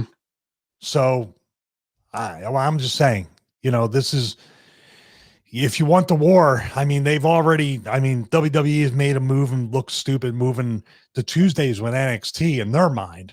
Mm-hmm. AEW looks like they won. Now they're on Fridays right after SmackDown. Dude, you're lined right up to do what you need to do if you're WWE. But WWE might be off Fox and onto a subscription service. That's true. So that 10 o'clock spot ain't helping nobody. But it's strange because this weekend's appearance on Busted Open Radio, AEW president Tony Khan talked about trying to make the AEW the best working environment. Khan said the keys were trying to keep things light and, most importantly, great food before and after the show. It's a great place to work, Khan said. It's almost like they're talking to me with catering. Like, that's what I want to be. We try to make it a great place to work and make everyone happy off camera. I try to make it a good show for the fans. And then when the show's done, however it goes, I try to make it a good trip every time for people who come. By making it a great place to work, by trying to keep it fun and light, and also by having great catering before and especially after the shows. I really believe everyone puts in good work to have a really strong everyone puts in good work to have really strong catering. It's something I think people really appreciate. You can underrate that. After a long taping or a great show, there's nothing better than great catering. Except for that's not a real quote. Paycheck and a bonus. Yes, it is off of Busted Open, bro. Dude, whatever. He talks about the fucking buying wild thing, dude. Do you cook the catering too, Tony? Yeah, and what's going to happen with NFL season around the corner, Stevie, with being spread. Soccer gets demoted, wrestling gets demoted to TBS. Let's say what it really is. It is not a new opportunity, and Time Warner are fools for paying him more money. They're fools. Well, I will say this: Tebow has officially signed with the Jaguars, which makes me somewhat more of a Jaguars fan. But I'll tell you what Tony Khan and management have done great, better than anybody else in the NFL for year in and year out. They are always drafting number 1. So congratulations. You're always at the top of the draft. Good luck, Trevor. Trevor Lawrence hasn't lost a game in his life, in his football life. What are the odds, being a betting man that you are, that he's finally going to experience this feeling of loss? Yeah.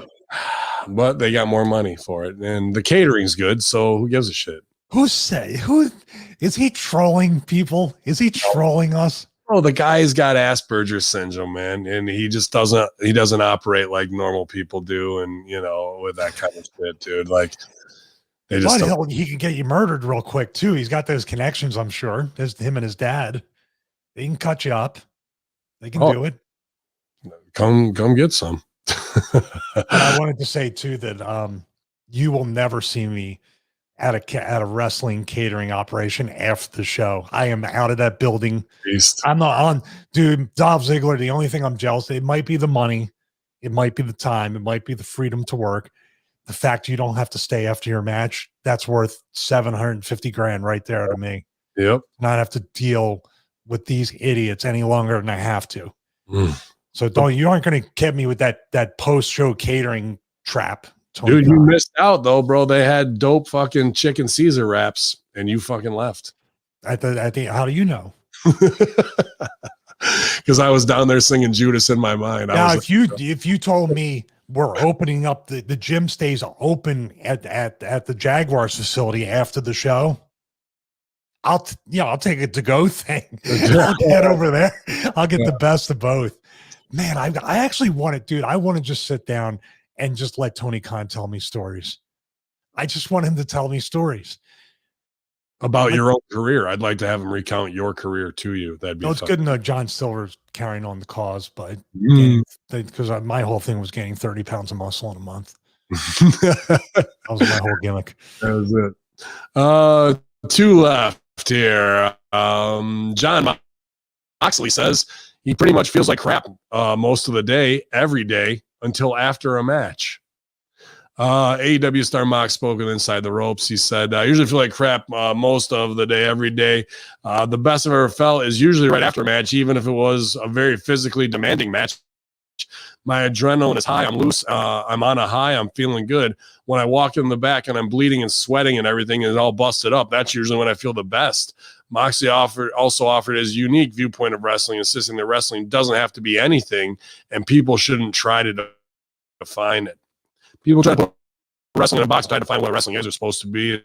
It's not supposed to be anything. It doesn't have to be anything. Well, that's wrong. It's about creating a false reality of conflict to pay off psychological wants. It can be a bunch of different types of things. You know, people say it's entertainment. People say it's a sport. People say it's theater. People say it's art. People say it's performance art. And then people get mad about that. I don't necessarily call it that, but I don't call it anything. I don't know what to call it. It's just wrestling. Traveling's the hardest part of the job. Performing inside the ring is the fun part. Feeling like crap and then feeling good. I don't know.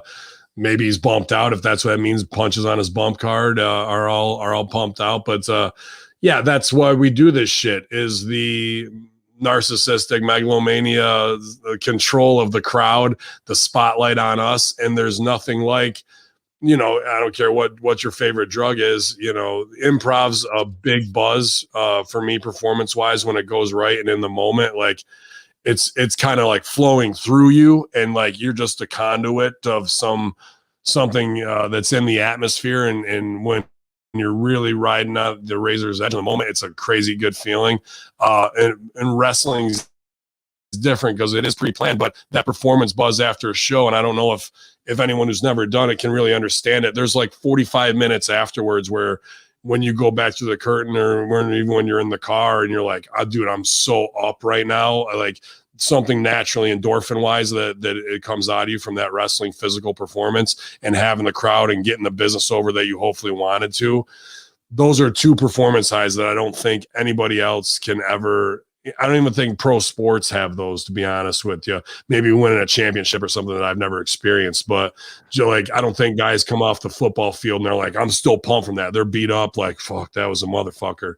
But from improv and wrestling, that's stronger than heroin, in my opinion. Not that I've done heroin. I mean, he sounds like he's a lot of fun to be around during the day. Like that's why, like a lot of times when I would go to the gym after the show, people would get like, what the hell is wrong with you? Thinking I'm going balls to the wall, working out and lifting heavy or doing whatever. But most of it was really light cardio to keep because I hated to do post-match stretching, which is really important, getting loose and keeping because you'll stiffen up real quick. So if I were to leave, or if they had a bill at the building with a gym, they even had some mats for me to do a little bit of yoga or get on the elliptical or get on like a recumbent bike so my back can loosen up. And it usually would loosen me up if I would do about 20, 30 minutes of that post-match.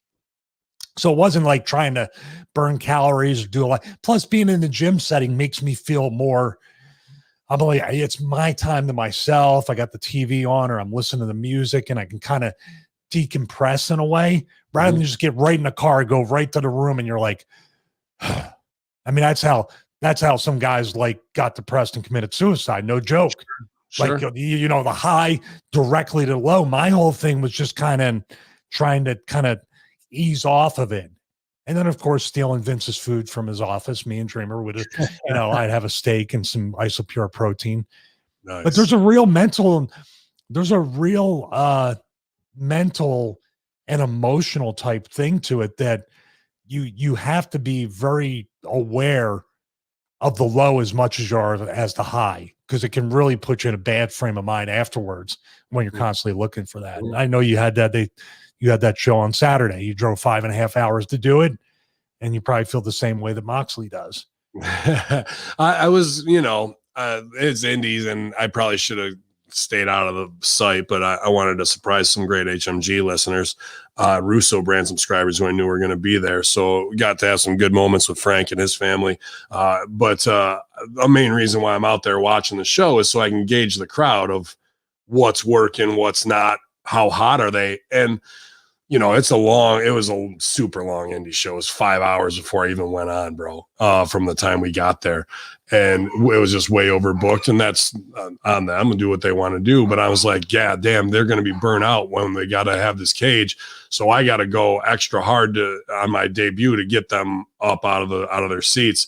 And, you know, I'll fucking Horowitz myself. Nobody got the reaction that Blaze and I did. And it's not just because of the Palestine-Israel heat, but their business was paying off, and it was a big match. But I know how to interact with the crowd in order to get them up. And I was surprised throughout the show that a Jersey crowd wasn't hotter than what I expected them to be. I expected to be ECW-esque, and they weren't. But when we were out there, they absolutely were, because I wasn't going to allow that. So it's about taking that control for me and getting something out of the people, a performance out of them, and a reaction. That's what drives me, and let Blaze take the fucking bumps on the tax.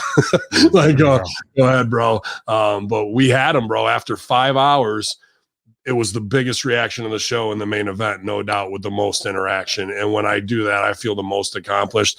Never do I feel like shit. Not really. Like I'm like, oh, my body hurts, because I do Stevie Richards Fitness and I do yoga and try and stay in whatever decent shape I can at 44 years old. And I don't do matches where I'm falling through barbed wire to fuck myself up left and right because DJ Hyde wanted me to. So that's the difference, you know, and then how maybe he looks at life to some degree. But I don't agree with wrestling is whatever you want it to be. No, dude, it's a contest. You can go and look up Al Snow's shoots, and well, what would Al Snow ever do compared to Moxley? Oh, okay, never mind. I guess I'll shut the fuck up. You know, it's all those. Well, what do you think about him having the match? What do you think about him potentially having that match with Nick Cage? And how does AEW, like, he's still a TV contracted wrestler? Oh, Gage is coming. New Japan or Gage is coming into AEW. There's no doubt about that. So they're doing the Forbidden Door thing, but they're stupid to not do it on AEW first and let him do it in the underground. That just shows how. But I heard the catering's dope, so it should be good. This I feel like tweeting. I mean, he never got it back to me after my last lone tweet to him. No, I'll hit him up. I wonder if we have heat with Tony Khan with you. I know Russo with Better Call Khan, which is great. Sure. And just don't do shit that the boys are making fun of you, dude. They're just not doing it to your face. Boys are making fun of us to some degree. I'm sure everybody in the business gets made fun of for something. We're all goofs. We're all crazy, you know.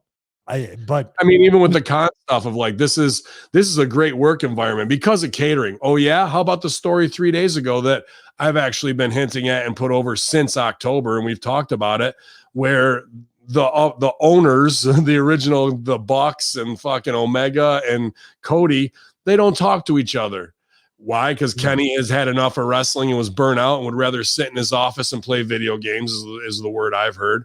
And then when the women's division was complete trash until they signed Serena and Ty Conti and Thunder Rosa, all outside independent workers to do, because all the girls you brought over from Japan are absolute dog shit in the ring and business exposing bad. And you thought that fucking style was going to get over. It didn't. And instead of owning up, I'd rather go play video games in my office until they make me. Oh, his brand. He has that trump card in this. Oh, he's got that.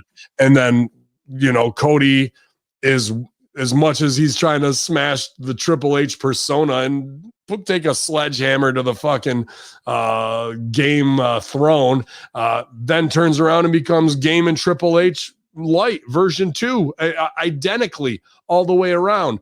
And then they're not talking, and the Bucks are with Omega, and they can't motivate him. So now it's heat by association with your brothers, and the Bucks and Cody, and they disdain each other completely to the nth degree and don't want to talk to each other. But catering's fucking dope, bro. So, like, are they trying to bury each other's business now? It can't just be, we'll let him do his thing, we'll do ours. There has to be some kind of political element where you're now trying to do certain things to certain people. I give Omega credit. Omega wants none of the politics and the bullshit, and he's finally just concentrating a little bit on his business right now. Who's that? Omega. He's like, I want to deal with this. I just want to wrestle. I'll get my shit. He probably got sick and tired of playing it and said, I just want to wrestle again. And then that's what happened. And now Dustin is running the girls, and you see the difference. And Cody is Triple H fully, at that. Well, he just wants a reality show too. That's all they're working on, right? Well, as much as the Bucks are good at business and promotion, they're never going to be able to hang with Cody on a WWE politics level. And that's what it is. They just didn't want to play that game. And Cody's so smart with all that shit, being Dusty's kid, Dustin's brother, and coming through the system. There's no way they can out-angle Cody. Cody's got chess moves that, Kasparov level compared to them. And then the Bucks are nice, fucking good-hearted dudes who don't want to. Why? This is a different company. Why does Cody have to implement politics? If he is, but it looks like he is. I'm just saying. I know the Bucks are good guys. I met Kenny a couple times. He seems like a really good guy too. Mm-hmm. Yeah. Cody even seems like a really cool guy. He was very respectful every time I was around him. Yeah. But this company was supposed to be different. Mm-hmm. If there's an ounce of politics, Khan should be there, or Cody, or anybody, and say, we don't do that here. But when the owners are doing it, or to some degree have to do it, what's the talent going to do now? You got to apologize. It's no different than the WWE. There's one moment that's great. I mean, there's a lot of Khan moments. You can subscribe to Better Call Khan and see all of them. But there's one moment that is defining outside of the Bucks, outside of Cody and all that, of how they feel about Khan and the work environment.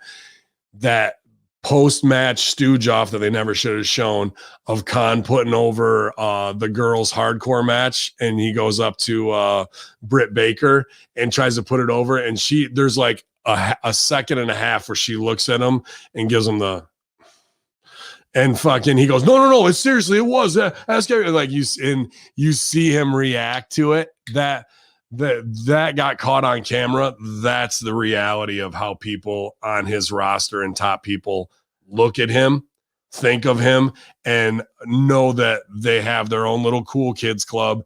Goes home, tells Adam Cole, and they're fucking back and forth with Ricochet and all this shit, bro. That's how outside of the clique in his own company he is. And then the real power cliques inside of Jericho, Bucks, and Omega, and Cody are all separate in their own camps, trying to do as much as they can, and none of them are going to out-angle Cody. They're just not gonna. So there is no solid working environment anywhere in wrestling, bro. At the end of the day, everybody's going to be a fucking carny dirtbag angling for their own stuff. Our final story, AEW star quits the business after reportedly being denied a title shot. AEW star Dax Hardwood has taken to Twitter to joke that he quits pro wrestling because he's tired of the FTR getting jumped in line by other teams in title matches against the Young Bucks. He said, every team's gotten a tag team title shot except us. We've been ranked in the top 5 since we've dropped the belts to the execs. Yeah, that's interesting. If Mox and Kingston jump us in line too, I'll quit the biz. And then Bucks versus Kingston Moxley was made official for Double or Nothing. Hardwood tweeted, I quit. Funny enough, but I got to do the inside stooge, and I won't name my source. But I've heard that FTR is kind of looked at as a complete rib because one of the guys gets it, and the other dude is a complete mark for himself who says very foolish things about angles and maybe marks out for Tully a little bit too much and doesn't get how to do business the right way to get themselves over.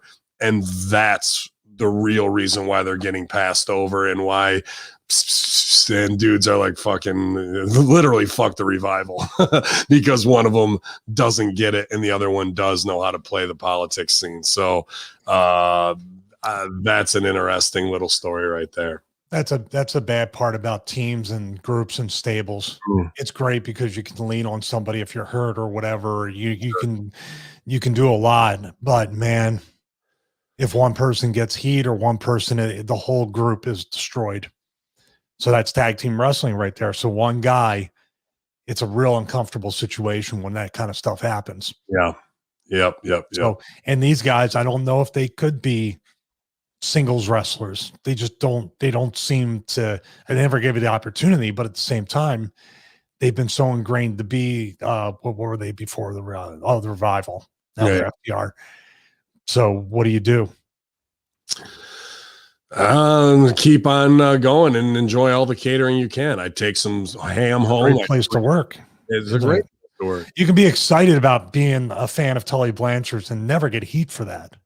So think about that though. Like the guy might say stupid shit about angles, but if he's respectful and he got hero worship for Tully Blanchard, what exactly? I mean, if it's to the point where you can't function, I understand. But if you really do have an appreciation to look up to somebody, it's crazy. Yeah.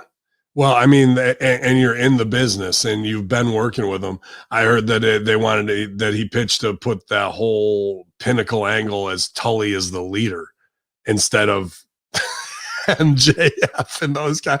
Like, well, it's trying to get over with Tully. That's what I know, but like you don't even know it's your time after leaving the E after 5 years of being misused. Now's my time to get over, but I'm gonna fucking fluff Tully. Like, you don't understand that he's there for the shine to shine you, and that it's your time to get over. That shows to the rest of the fucking boys of like, you don't get this shit, bro. You've been contracted for over 8 years and you still don't get this shit. And then they start calling you a mark behind your back. And then your team that gets the boss and other dudes can out politic you because you look soft and you can that's what this whole shit is behind the scenes that the fans will never experience even in their own lives, dude. That's when it becomes true mafia. And that type of mentality will get you left in the bushes in fucking Jersey down by the shore in the Pine Barrens. I mean, guys, you said the one who's soft, so that narrows it down, I guess, doesn't it? Yes, man. But yalla, man, that's our headlines for the day. Killer locker room today. I enjoyed all the high level stakes talk that will make sure we stay on the blacklist fully, and that wrestlers who see this will stay angry.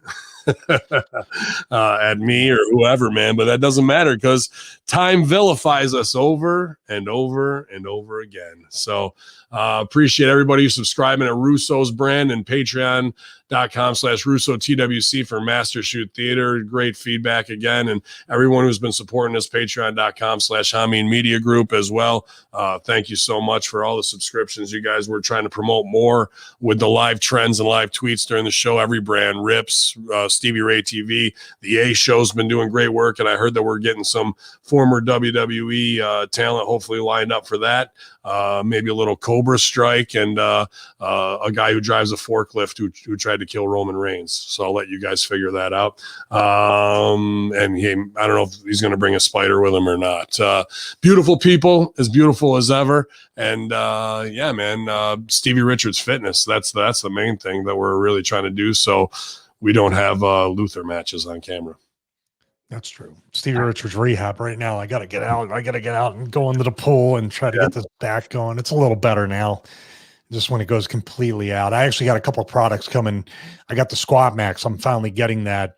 The guy, what's that? Get the rent. That helps too. I got that. I pulled that out. But the cats run and I end up giving them massaging and never get to use it on my back. So, but the Squat Max is going to help decompress my spine a little bit and also be able to squat again without putting a barbell on my back. So that review is going to come.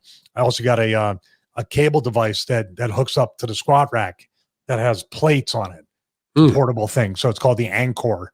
I'm going to be getting that as well.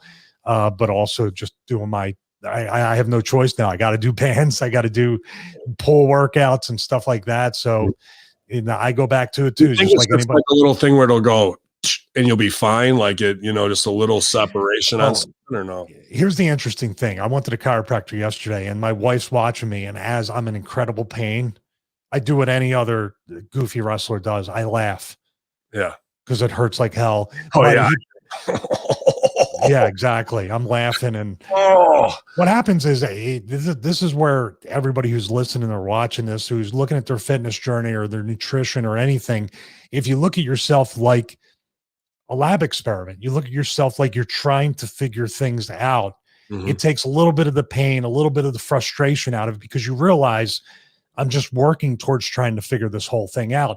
So my lower back pain is obviously from a compression fracture, but also I look at it and say, okay, maybe my hip flexors are weak. My glutes are weak. My hamstrings might be weak. I got to strengthen everything around it. My core even. I got to strengthen all these areas around it to reduce these flare-ups. That's why I got the Squat Max. That's why the water workouts are going to alleviate all the pressure and I'm able to do some things. In the meantime, I can't touch a weight right now. And the bands are another thing that obviously aren't going to have any momentum that are going to slam my back down or do anything that I need to do. And of course, isometrics, which I've reintroduced you and myself to, have made a big difference. So it's just a lot of different things. So that's my point about it's not just a band program, but what I'm trying to implement going forward into the band programs and the support is the rehab thing of it. So I go right back to the 12 and 16 week when I'm hurt like this. So there's the pitch.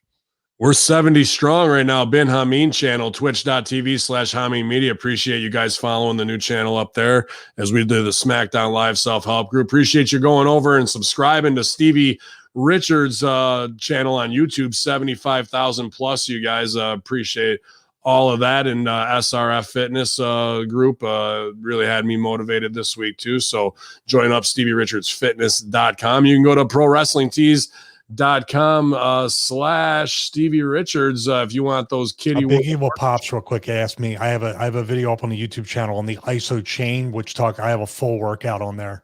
Oh, nice. Look at that.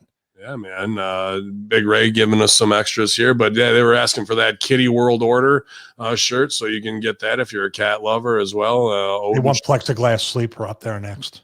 I think on your Pro Wrestling Tees. So you can go to ProWrestlingTees.com/Ben Hamin. I know Celtic Johnny bought a shirt yesterday, so I appreciate you there, bro. Brought that Woo Hacker Hamin shirt, and yeah, man, all the support you guys have been giving us has just been awesome during this time. Switching as we get ready to start working on Realm Network. Probably gonna have a meeting on that on Friday, as well as all meetings Friday. That's a big meeting day at HMG, no doubt about it.